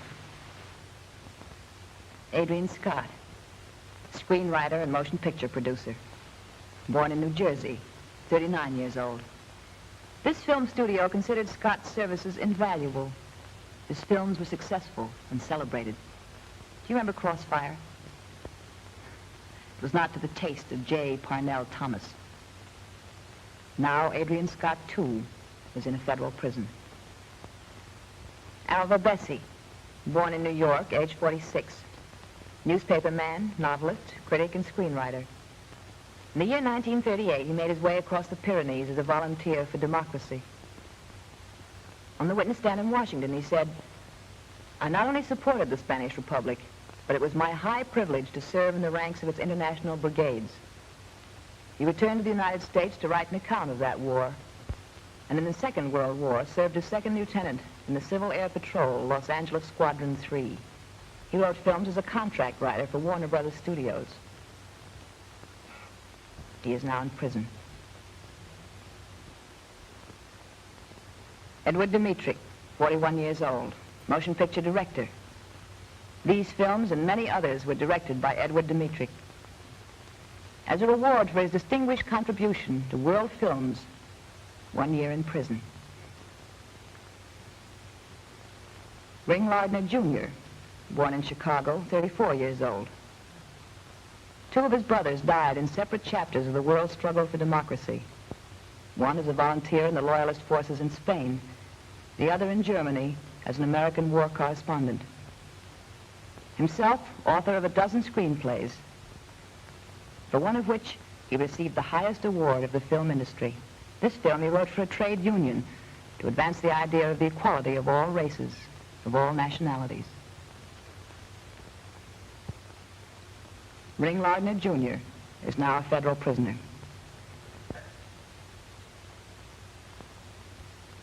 John Howard Lawson, born in New York City, 56 years old. Volunteer ambulance driver in Italy in the First World War. Author of 9 plays. Author of many screenplays. Perhaps you remember some of them.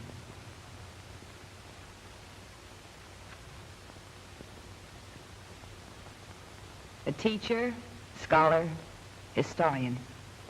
He completed the first volume of A History of American Culture just before he entered prison. This is Mrs. Lawson. She and their children will wait for him. Herbert Biberman, 50 years old, born in Philadelphia. He directed plays for the Theater Guild, the leading theatrical organization of America. He produced and directed films for various motion picture companies. And he was the organizer of the Hollywood Anti-Nazi League, one of the first groups to warn the world against Hitlerism. Always, he devoted his energies to decency and humanity. He is now in a federal prison.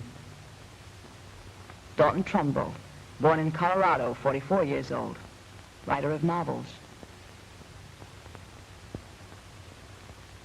A writer of pamphlets in the tradition of Zola and Thoreau. Writer of films. Kitty Foyle, a guy named Joe, 30 Seconds Over Tokyo. War correspondent in the South Pacific. Special consultant at the first United Nations conference in 1945. 5 years later, he said goodbye to his family to go to prison. 10 men. What was their crime? Why are they in prison? There were 2 questions. Listen. Now, enormous trouble.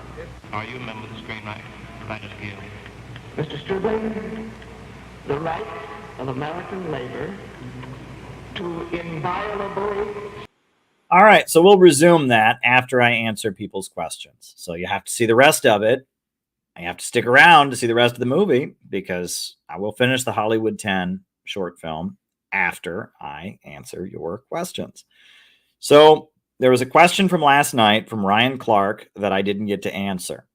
Now, he writes, regardless of the truth of Haitians eating pets, it's resulted in a slew of leftist memes mocking the concept. I take this subject very seriously, which brings up my only ill issue with China and Korea eating cats and dogs. Is this a widespread practice that it's made out to be? I have no major issue with those countries. I have no idea. Okay. That is an old racist cliche about Chinese food, right? I'm sure you've heard that before. Racist folks tell you, oh, don't eat at Chinese restaurants. That's actually, whatever. And that's obviously that would be illegal if you did that, right? That doesn't happen at Chinese restaurants. If it does, they go to jail. I mean, I'm sure people serve rotten meat all the time. People serve false meat or whatever. But, that's an old trope about Chinese restaurants. There was an incident, I guess, in Ohio where somebody ate somebody's cat or something. But then some people are saying that wasn't I don't care, right? I mean, I don't know. I mean, this is the problem with meme culture. There were a lot of very online references in the debate last night from Kamala and from Trump. And that's one of the problems nowadays is that there's not as much common reference. Everyone references their little corner of the internet. They're eating cats and dogs. I mean, I'm seeing a lot of people say, well, there was an incident, but it wasn't an immigrant. It was a U.S. citizen. I've heard a lot of people say, well, there's a lot of incidents that are happening. I've heard a lot of people say, well, there's this other incident that can't be proven, but somebody spoke at a town hall. I don't care. The main thing, let me just tell you, Ryan, you have to vote for Donald Trump because if not, Kamala Harris will perform transgender surgery and abortions on illegal aliens in prison after they eat your puppy. Does that clear things up, Ryan? That clears things up, right? That if you don't vote for Donald Trump, they will perform transgender surgery and abortions on illegal aliens in the prisons after they eat your puppy. So, my God, you've got to vote for Donald Trump. I say that I think Trump is the lesser of two evils in the elections. But there is a Saturday Night Live sketch, which I cannot find on the internet. And it's I think it's, who is it? John Candy or John Belushi is playing this radio host. And he's trying to get people to call in and argue with him. And he says, all right, what do people think about forced busing? What do people think about it? No one calls in. And he's like, oh, goodness gracious. And he's like, all right. He's like, Soviet communism. What do people think about Soviet communism? Should we adopt it here in America? I think we ought to give it a try. What do people think? Nobody calls in. And he's all right. All right. Well, what about killing cute, adorable puppies? I think that's a great idea. We got to kill adorable puppies. What do people think? No one calls in. And he's like getting visibly angry because no one will call him up to, debate him or whatever. And so he says, all right. He said, what if I told you I was going to forcibly bus Soviet communists into your living room in order to kill your puppies? Right. And then the phone rings. I believe, if I remember the sketch correctly, the phone rings and he answers it.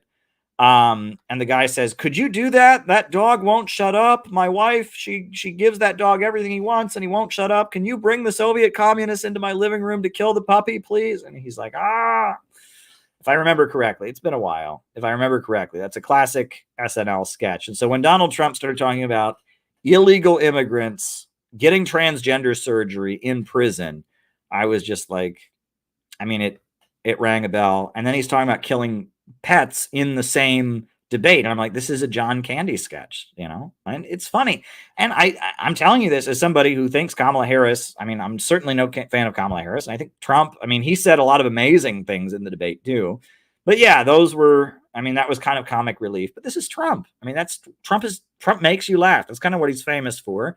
And unfortunately, there are a lot of people who do like Trump for not good reasons. I like Trump because I think he's less likely to take us to World War III, which he said in his remarks. He did say that in the debate, in his closing remarks. He did say, World War III, nuclear weapons. He said that, right? And he wouldn't say he didn't want Ukraine to win, or he wanted Ukraine to win, which it's like, that was really impressive to me. So I thought I think Trump won the debate, to tell you the truth. I know the media is like working overtime to tell us Kamala did such an amazing job. No, she didn't. But regardless, I think even though it was a hostile game, I think Trump won the debate. Ryan Clark, you weren't talking. You clarified that you were not talking about in the United States, right? Right. Honestly, I don't know.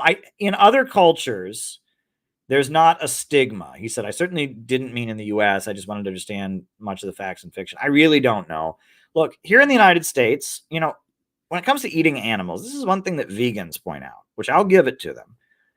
Why is it okay to eat some animals and not others, right? That is a weird thing that, I am a meat eater. But, if someone said you're about to eat a dog or a cat, I would be like, that's weird. Now I've never owned a dog or a cat, but people who own dogs and cats are horrified by it, right? And I wouldn't like the idea. It just doesn't appeal to me. Like, what would it taste like? I just, I like chicken. I like a good steak every so often, might even like some pork chops. But the idea of eating a cat and dog, doesn't appeal to me. But why not? I mean, what makes them special? Because we use them as pets in our culture. The idea of eating them is awful. What if we used cows as pets? Wouldn't we be horrified? And in Hinduism, they have the sacred cows and all that. Okay, so it is weird, right? In Mongolia, they eat horses. And why not? Why not eat horses, right? Well, a lot of people are grossed out by the idea of eating horses. Well, you ride horses, horses aren't that different than cows. I mean, they are different, but they're, but it is weird. It's okay to eat cows. It's okay to eat lambs. It's okay to eat baby cows, veal, right? It's okay to eat bison. A lot of people eat bison. They say it's really good for you as a meat. It's really tough. It's really good for you. People eat venison, which is deer, right? But, in our culture, the idea of eating a cat or a dog is horrifying. That's interesting. Now, during the Cultural Revolution in China, here's something that'll gross you out. It was considered a bourgeois habit to have a pet, right? And that makes sense because it was a country that was rising up from poverty. People were very poor. And rich people, especially diplomats, foreign diplomats, they had cats that they fed. And they're like, why are you feeding your cat when people are starving? So one thing that the Red Guards would do, and apparently I saw an interview with somebody that this happened to, who's a British diplomat during the Cultural Revolution. The Red Guards searched his home and they found that he had a cat that he was feeding. And they hung his cat in front of him. Yikes. That's intense. They executed his cat in front of him. That's horrifying. I mean, I'm sure anyone who's a cat or dog owner is horrified by that. Their argument was, oh, well, this is a bourgeois practice. And the Red Guards during the Cultural Revolution, they felt that owning a pet it mimicked slavery. It was like you were treating an animal like you might treat a human being who's a slave, and you're feeding them when people could be eating, and they would go to the homes of foreigners who owned animals, and they would execute the animals in front of them. It's awful, right? We're going to talk about the Cultural Revolution later, but that's, that was something that happened. But also, from what I understand, it's not in Chinese culture to have pets, right? There's this they talk about a running dog, right? Mao has a speech, down with U.S. imperialism and its running dogs. When I read that, running dogs, I thought of a dog sled. I thought, it's like the U.S. imperialists are riding it and they're the running dogs. That's not what it means.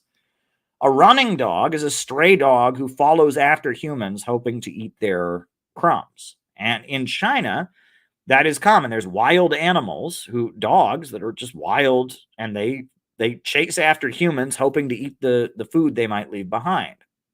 Right? And it's like someone who is begging you, somebody who is your servant, somebody who is below you, someone who's like, sucking up to you, right? Is your running dog, right? It's your lackey, right? Is a good way of putting it. And that's yeah, I always thought it meant it was your dog sled. He was the guy pulling you along, right? But there you go.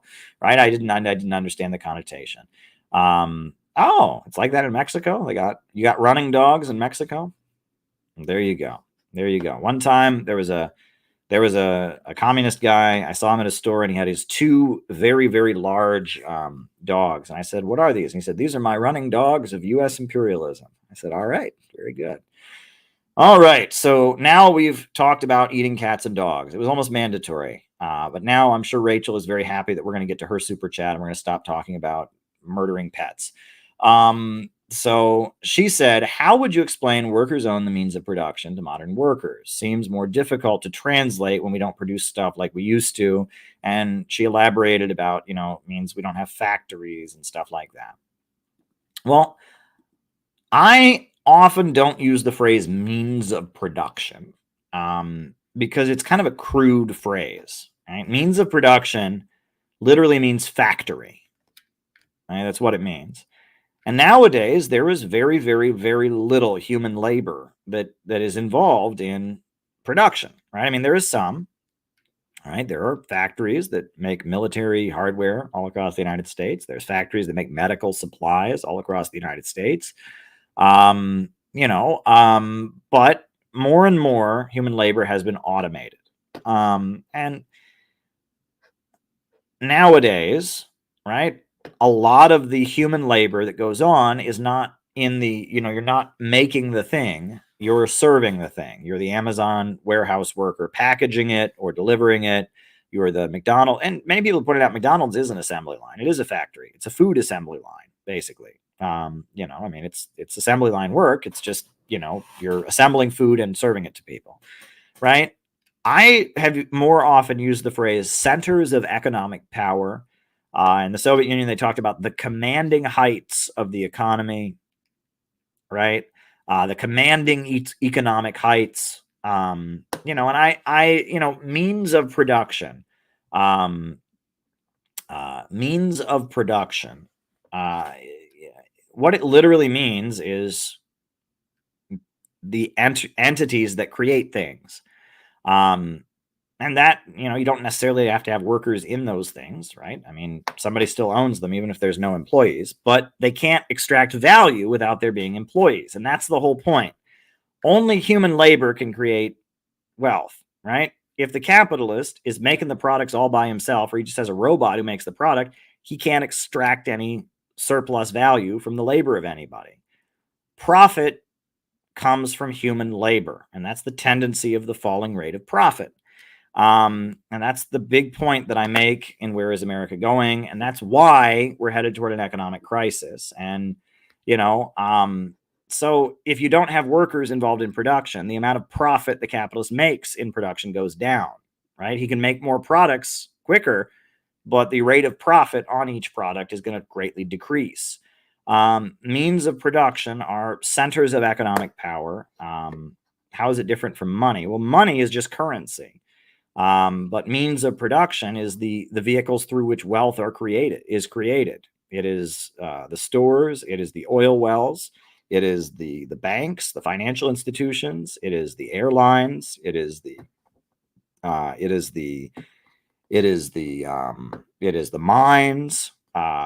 the the means of production refers to the way that wealth is created, the way that commodities are created, and it refers to the centers of economic power.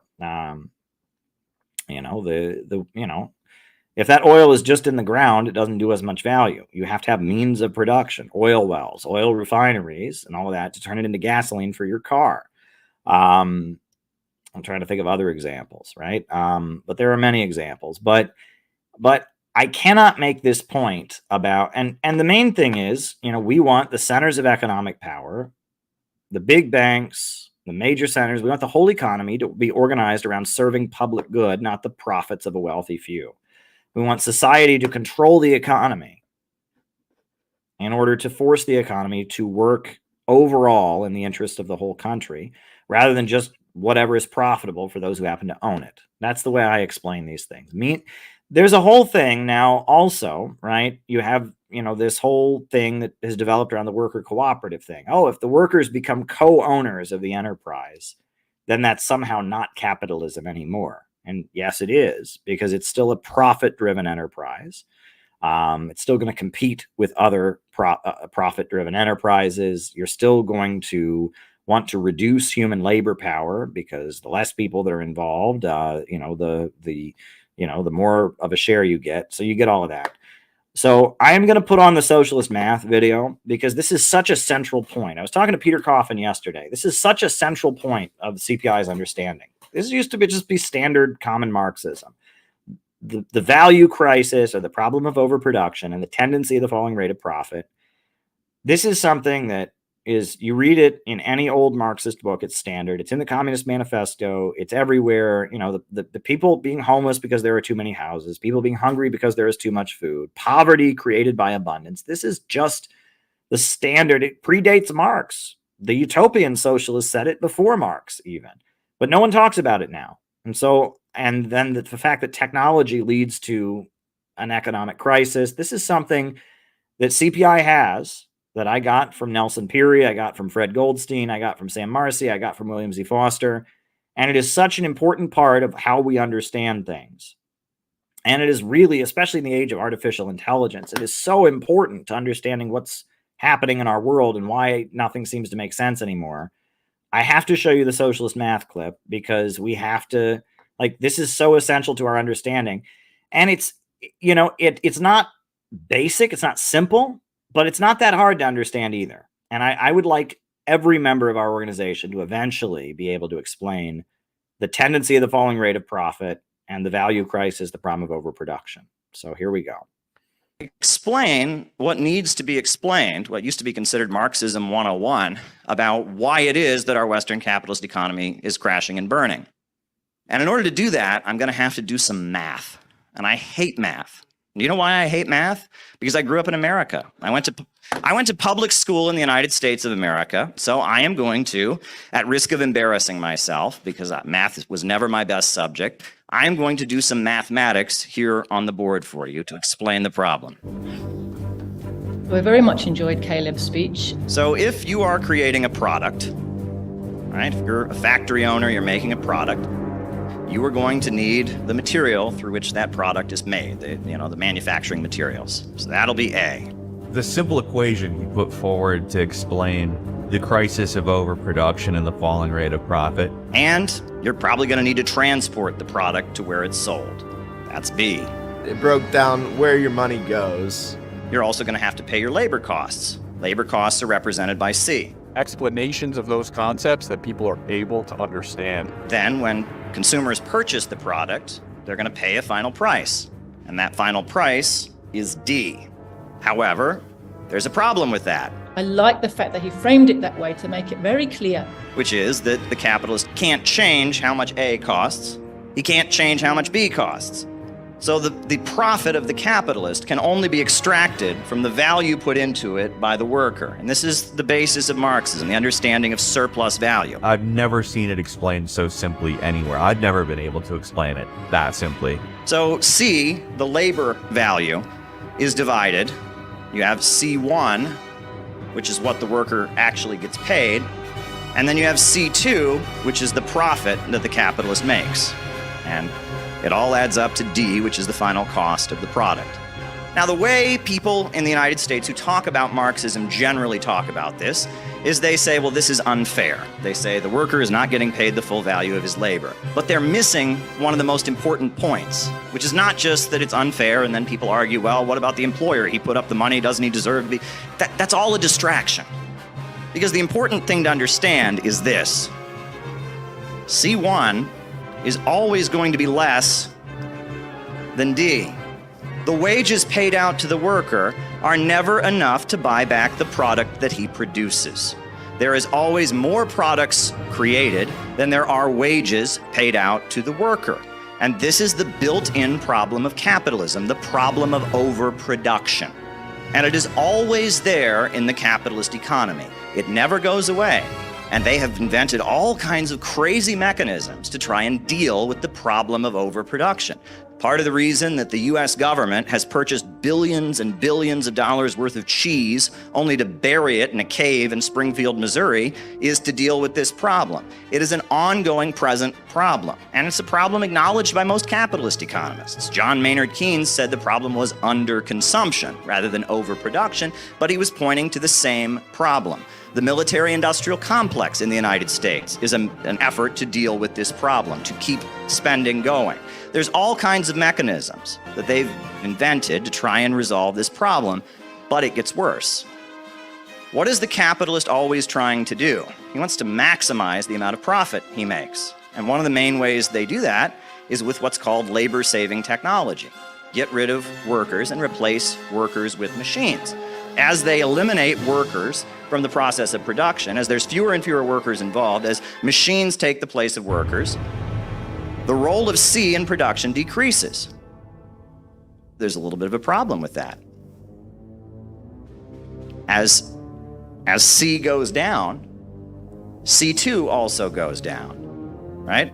As C decreases, C2 also decreases.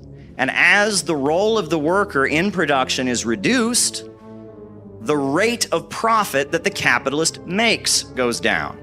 And this is called the tendency of the falling rate of profit. Only human labor creates value. And this is something that Adam Smith acknowledged. This is something some of the popes even acknowledge. Human labor creates all value. And so when you reduce the role of human labor in production, the amount of value created decreases, and the ability of the capitalist to extract surplus value also decreases. So this causes the capitalist to have to churn out even more products because he's making less and less of a profit on the overall product. He's making less and less of a percentage, so he has to churn them out. So this problem of the worker never being able to buy back what he produces and more products being created than are necessary, this problem becomes exacerbated to what is understood to be the deeply irrational nature of the capitalist system. Very good. So I just had to get that out there since we're talking about means of production and all of that. All right. So now we've got 6 super chats that have come in. And so Lewis says, do you know how I can find the full Martin Luther King speech you have in the intro? So I don't, because I pulled that from the documentary film Eyes on the Prize. The episode about the final years of Dr. Martin Luther King's life when he built the anti-poverty campaign. The final year of Dr. King's life when he denounced the Vietnam War and he started talking about poverty and, before he was killed then, right? He gave the Beyond Vietnam speech in 1967. He was organizing the Poor People's Movement, and then he was killed. There's an episode of the Eyes on the Prize documentary series that has a number of speeches from the final years, and I pulled it from there. So, I really, I don't know where one could find the whole speech. The Beyond Vietnam speech is online. There's an audio recording of the speech from Riverside Church where he denounced the Vietnam War and basically supported the Vietnamese National Liberation Front. There's an audio recording of that speech you can find. That's not where that quote is from.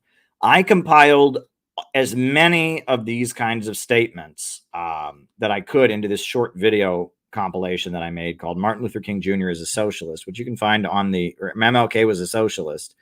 You can find that on this YouTube channel, and I'll link it and I'll just show that clip. It's only 3 minutes. So here we go.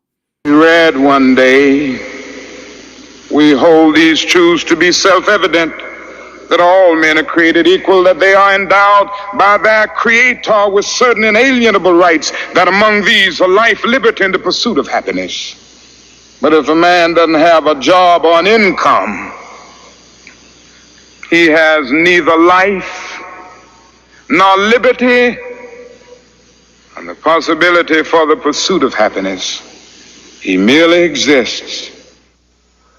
Estimated that we spend $322,000 for each enemy we kill in Vietnam, while we spend in the so-called war on poverty in America only about $53 for each person classified as poor. The promises of the Great Society have been shot down on the battlefield of Vietnam, making the poor, white and Negro, bear the heaviest burdens both at the front and at home. The other thing I want you to understand is this, that it didn't cost the nation 1 penny to integrate lunch counters. It didn't cost the nation 1 penny to guarantee the right to vote.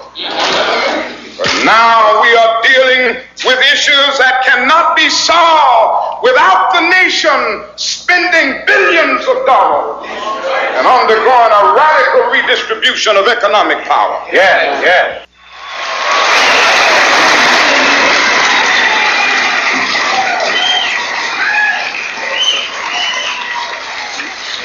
All labor has dignity.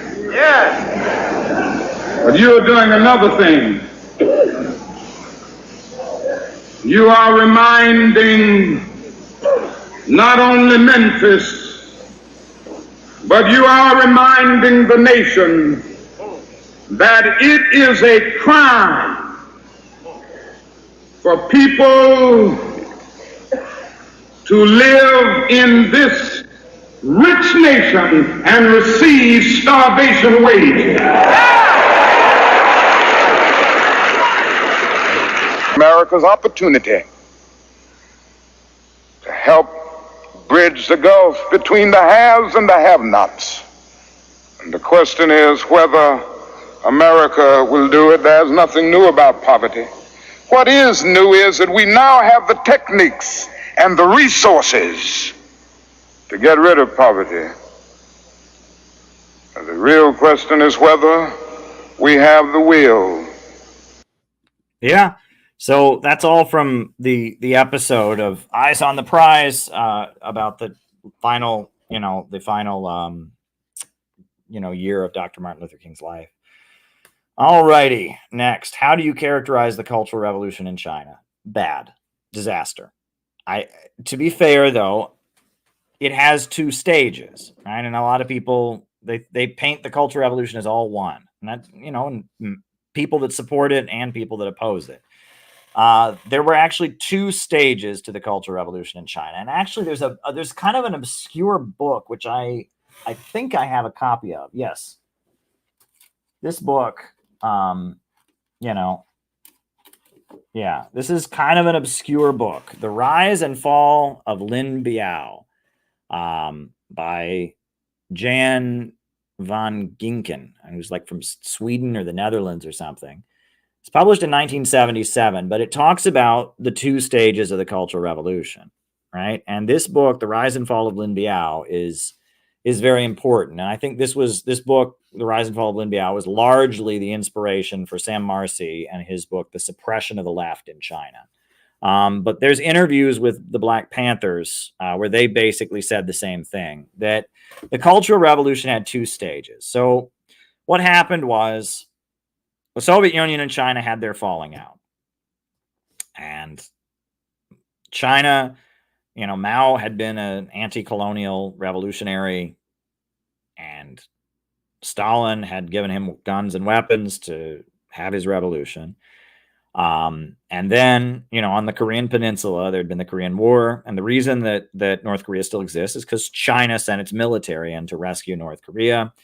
And so early 1960s, 1960, 1959, 1961, China is saying, U.S. imperialism is the main danger. We got to defeat the imperialists. Peaceful revolution is preferable, but very unlikely, etc. Right? They published Long Live Leninism. They publish Critique of the General Line of the International Communist Movement. They publish a number of pamphlets kind of explaining their position. Whereas Khrushchev is saying, no, we got to negotiate with the United States and we need to put all the revolutions around the colonial world on hold because the United States has the atomic bomb. And so now we're advocating a peaceful transition to socialism only. The doctrine of the three peacefuls, peaceful transition from capitalism to socialism, which we would prefer, but it's not the only way. I mean, often, there is no choice but to have a violent revolution. We would prefer that not be the case. We want a peaceful transition, and then peaceful coexistence, meaning that the imperialists and the Western capitalist countries and socialist anti-imperialist countries will just peacefully coexist with each other, that's just not how the world works. There's going to be contradiction, right? I mean, and the idea that, the two systems can just live side by side. No, the U.S. imperialists are always going to be trying to destroy socialist countries.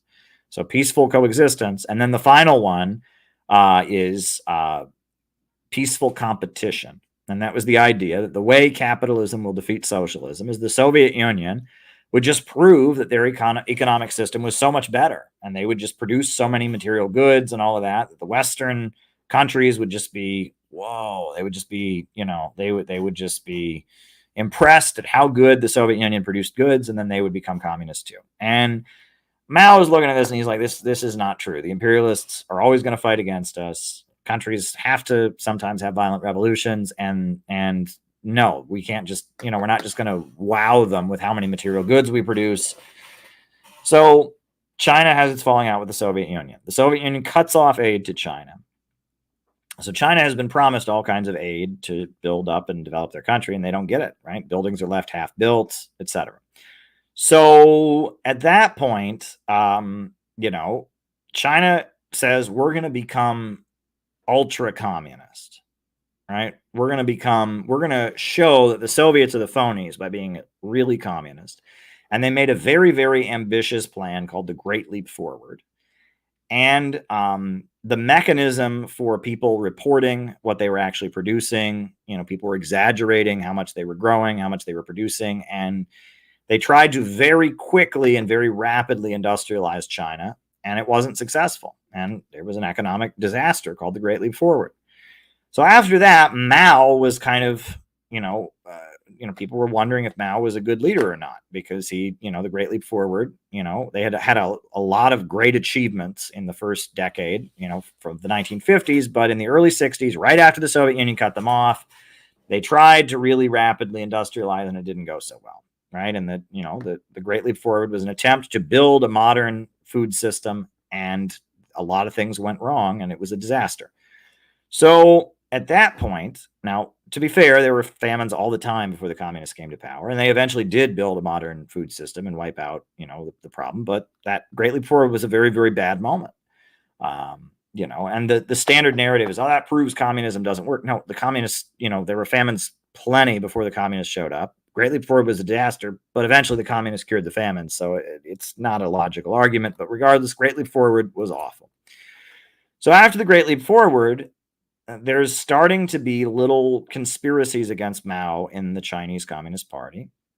There's a guy named Liu Shaoqi, who basically takes the Soviet position and says that the Soviet Union was right, and Mao, by opposing the Soviet Union, Liu Shaoqi is kind of plotting a coup against Mao. There's a play that's performed it's about Chinese history, but it's a subtle attack on Mao. And the students, the college students, high school and college age students, they're the biggest supporters of Mao. Mao is a former high school principal. Mao, he has this real connection with young people, right? And if you read Mao's talk on the question of philosophy, Mao, there's something about Mao. He just knew how to talk to teenagers, adolescents. There was something there. So Mao mobilized the teenagers, I believe, at one of the colleges. They were protesting against the college, and so Mao showed up at their college, and he put up a poster. They had these little They're called big character posters. And I'm butchering. I don't speak Chinese, but it's like Daze Bao, something like that. They have these posters they put up when they're protesting. So Mao made a poster of his own, and the poster said, "It is right to rebel." And that became the slogan, "It is right to rebel." And he called on the young people to bombard the headquarters, right? And to basically overthrow the Communist Party, because the Communist Party leaders were taking the capitalist road. And so the young people, the teenagers, high school, college age kids, were mobilized to go out and do this like uprising to drive the people in the Communist Party who wanted to throw Mao, were moving against Mao, to drive them out of power. And so all over the country, all the teenagers and all the young people who were inspired by Mao went and, bombarded the headquarters, and they drove the anti-Mao leaders of the Chinese Communist Party out of the party. And it was an uprising. It was like a revolution. They call it a revolution within the revolution. And the leader of it was Lin Biao, who was the head of the Chinese army. And Lin Biao, he led the he led and he wrote the Little Red Book, which was originally for military people, and the Little Red Book became like the official textbook, and they overthrew the leadership of the Chinese military. But they kept going, right, of the Chinese Communist Party. They overthrew the leadership, but they kept going, right? And in 1967, in Shanghai, the students and the labor unions of the factory workers overthrew the government of Shanghai. And they established a commune modeled on the Paris Commune. And they kicked the Communist Party and the Chinese government out of Shanghai, and they created a commune state in Shanghai. And they announced that that's what they wanted for all of China. They wanted all of China to become a giant commune state. They wanted decentralization. And Mao at that point stepped in. He said, "No, this is too far. No, because we need to be centralized to fight against imperialism, and we can't, this is chaos. There's too much chaos going on." And then shortly after that, this guy, Lin Biao, disappeared. And after Lin Biao disappeared, pretty soon the young people were sent to the countryside. They were forcibly deported from the cities because the idea was they had privilege because they lived in the cities. So they needed to go to the countryside and learn how the poor people lived. And then the Cultural Revolution took on a different connotation. The biggest change was at that point, China started aligning with the United States and saying that the Soviet Union was the main danger. Soviet social imperialism was the main danger. But also, the Cultural Revolution stopped being kind of a mobilization to overthrow the leadership of the Communist Party, and it became kind of a top-down, purified Chinese society thing, where they were, every day they were fighting against something different, and they were trying to purify society. I think the Cultural Revolution was a disaster. I think it was bad. Maybe in the early stages, they were fighting against a genuine attempt to overthrow communism. But, I mean, it pretty quickly just turned into chaos, mob rule, and eventually a very top-down, directed, purified society in a totalitarian way. So I don't think highly of the Cultural Revolution. All right. What's CPI's next move for the next 5 years? Well, I'm writing up a 5-year plan, and I mean, I've got basically what we need, but we're doing the convention, right? July. Wow, I got so many things here I need to remove before I can show that. July 12th, 2025. We are having the convention in the Chicago area. So that's coming up. That's a big thing. After that, we need to have a building. We need to have a building, most likely in the Chicago area. We need to have real estate. There needs to be an actual building. If you're going to organize, you have to have an actual building, right? A building that can be a center of outreach. So that's the next big thing we're doing, is we are doing a massive convention in the Chicago area. Then after that, as quickly as possible, we need to acquire and figure out, we get a loan from a bank and create an entity to own the building. And there's many layers to this. We need to have a building in the Chicago area. And we need to turn that building into an organizing center. That is the next phase. And we need to start doing regular outreach and regular activities in the Chicago area centered around this building. There needs to be fundraising that goes on. I mean, there's a lot that needs to go on centered around this building. Then from there, once we've got a functional building in the Chicago area, we need to go to another part of the country and have a building there, right? Probably the West Coast. It depends where we have a concentration of people, right? You have to walk before you run, right? You have to crawl before you walk. We have to take this one step at a time. But the main thing is the transition from being an online organization to being an in real life organization. Heading towards the July 12th, 2025 convention is the solidification of that process. And then in order to fill up that auditorium, we have to change the way we function. If we continue to function as an online niche, we won't fill up that auditorium. But if we learn to do real outreach, make real connections, do the real work, which I have done. I've been in organizations and I have done the real work, and we've never done it, right? I've always felt like we can do it. And then some shortcut comes along and we just have to say, no shortcuts. We're going to fill up that auditorium.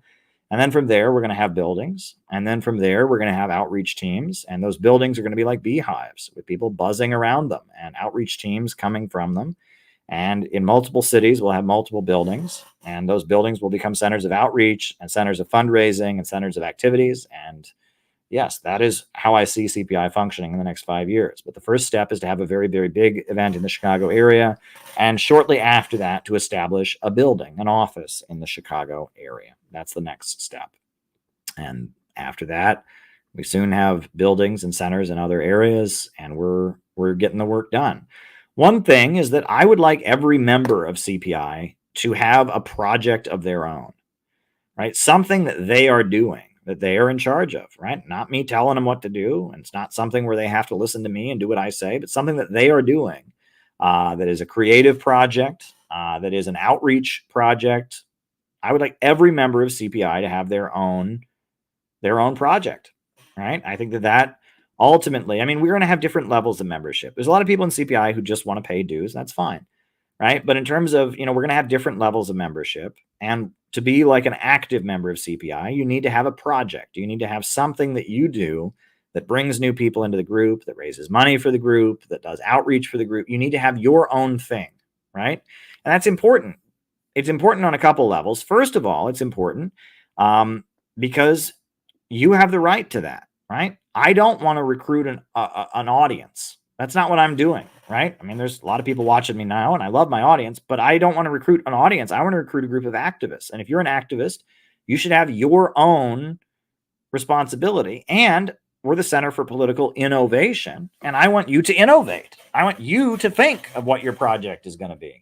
I want you to, that's what I want. So, eventually part of being in CPI is going to be that you have your own project, your own CPI outreach oriented activity that spreads the CPI message, brings people in, maybe fundraises. You're going to have something that you do that is your little piece of CPI that you do, that you involve other CPI members in, you involve non-people in, right? You need to have your own niche. So there we go. All right.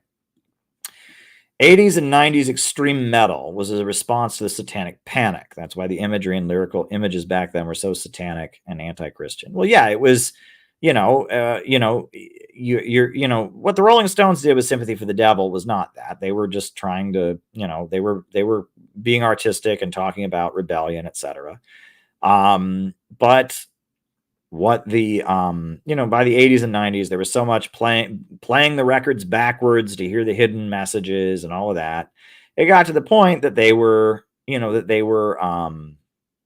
almost like taking that on. They were appealing to teenagers' desire to be satanic, and the satanic panic was such a big thing, right? Rock and roll music was dangerous, and so many, the religious right was going. It was almost like, there's an element of duality in all kinds of politics. If one side does one thing, the other side does another thing, and they complement each other. The satanic rock and roll in the 80s and 90s, Ozzy Osbourne and all of that, was a response, to the religious right. They played off of each other, right? It was part of the late Cold War normal, right? You had a religious right that was all the media and all this satanic stuff, and we need to get back to Jesus. And then you had a record industry that was increasingly pushing edgy satanic stuff. It was a duality, and Christianity was originally not neoconservative evangelical stuff. It was originally, just there's always been religion in America. It's part of what America is. But in the late 70s, you had the rise of the evangelical Christian right, the moral majority, Jerry Falwell, and that whole thing was of a very different character. And rock and roll took on a very different character as well, right?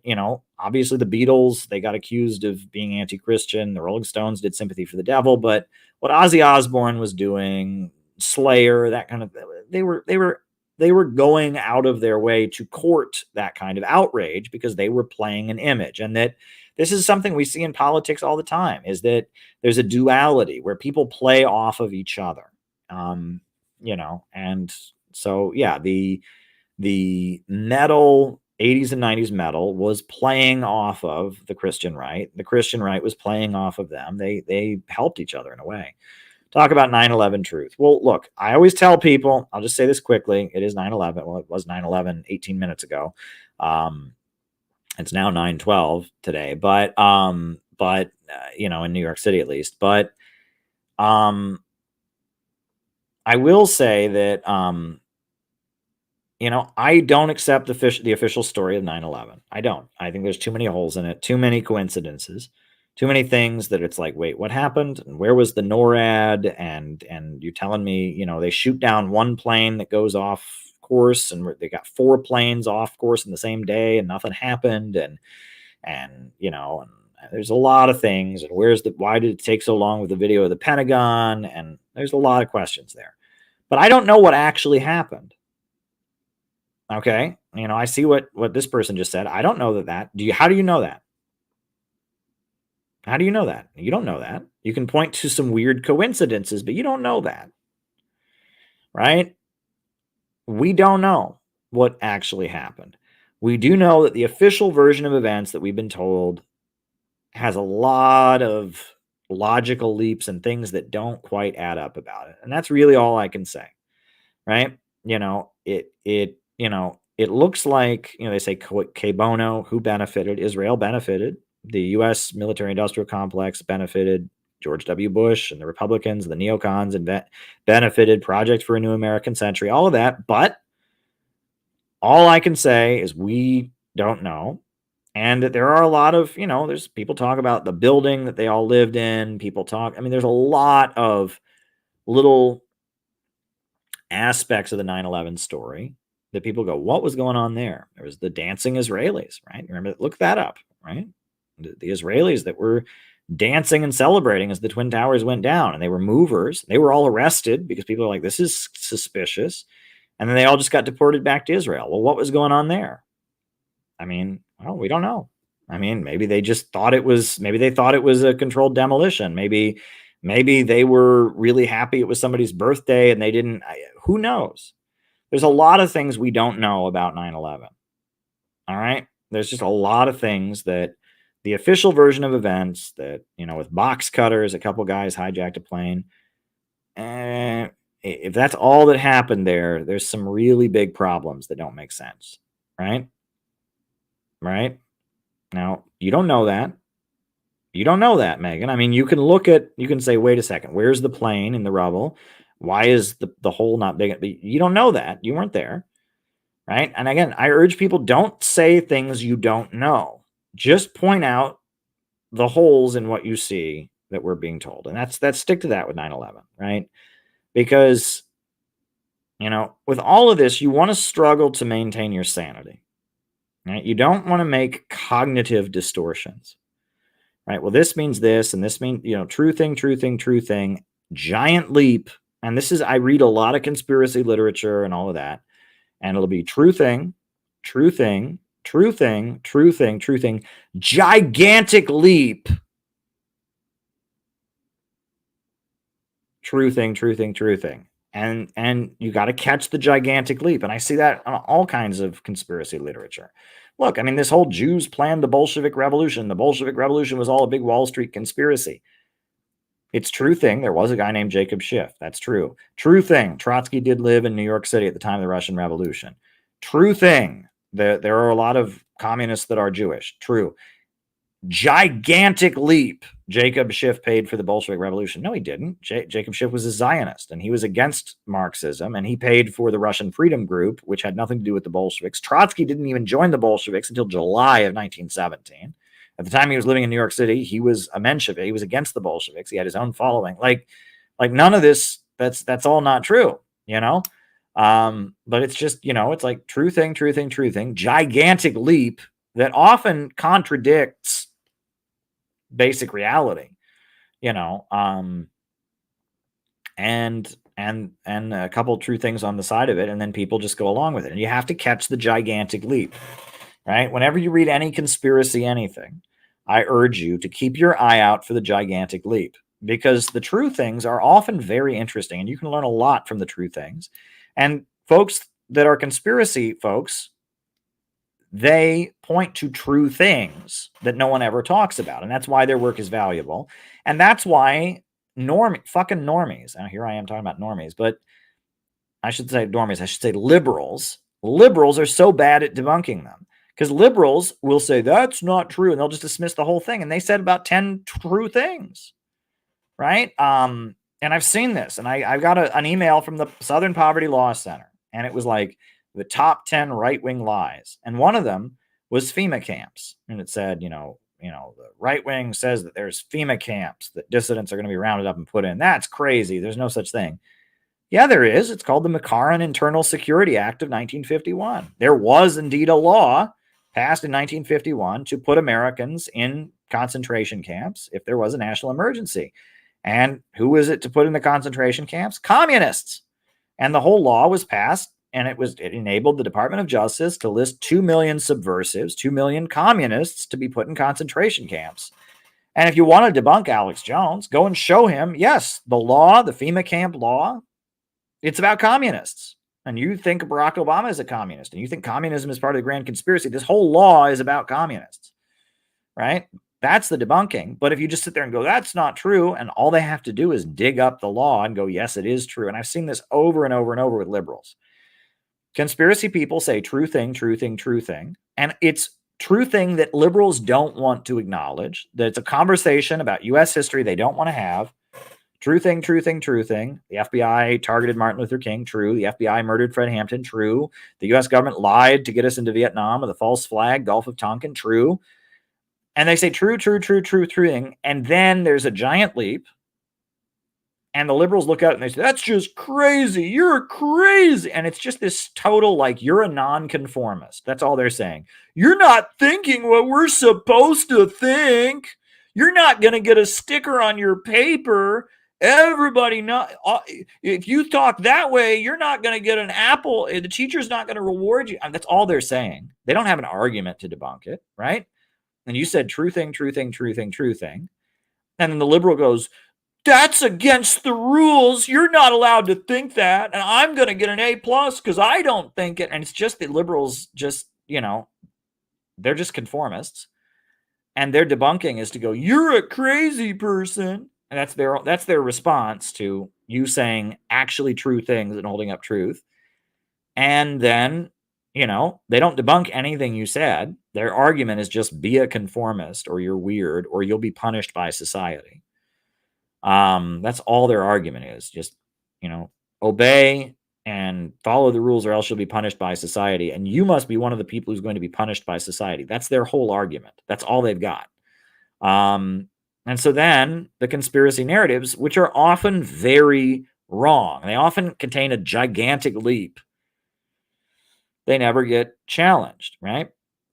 So there you go. That's my response to that. But yeah, I don't accept the official story of 9/11, but watch out for the huge leaps, and don't start saying you know what happened, because we don't know. We just know that it looks like they lied about it and that we don't have the full story, but you don't really know. All right. Can you tell us about Djibouti? Well, I was there. It's on the Horn of Africa, and there's a Chinese military base. There's a U.S. military base there too. Very poor country. Only African country I've ever been to. I was there in 2015, because I couldn't go to Yemen. And so our ship went to Djibouti. And I was there, and a lot of Muslims in Djibouti, a lot of Muslim dock workers. The U.S. embassy is in like a fortress that's like surrounded by, guys with guns and barbed wire fences and stuff. And there's a hotel inside the U.S. embassy. That's all I really remember. I remember what the countryside looked like. I remember like the city, what it kind of looked like. And yeah. All right. Anyhow, I'm going to say goodnight now, folks, but I'll be back. All right. I'll be back.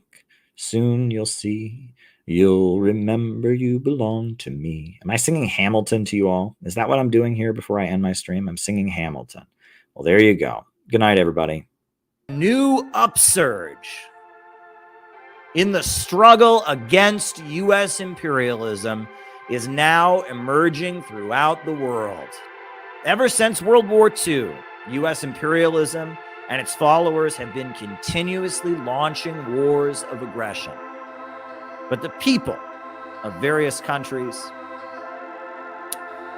have been continuously waging revolutionary wars to defeat their aggression. And while the danger of a new world war still exists, and the people of all countries must get prepared, revolution is the main trend in the world today.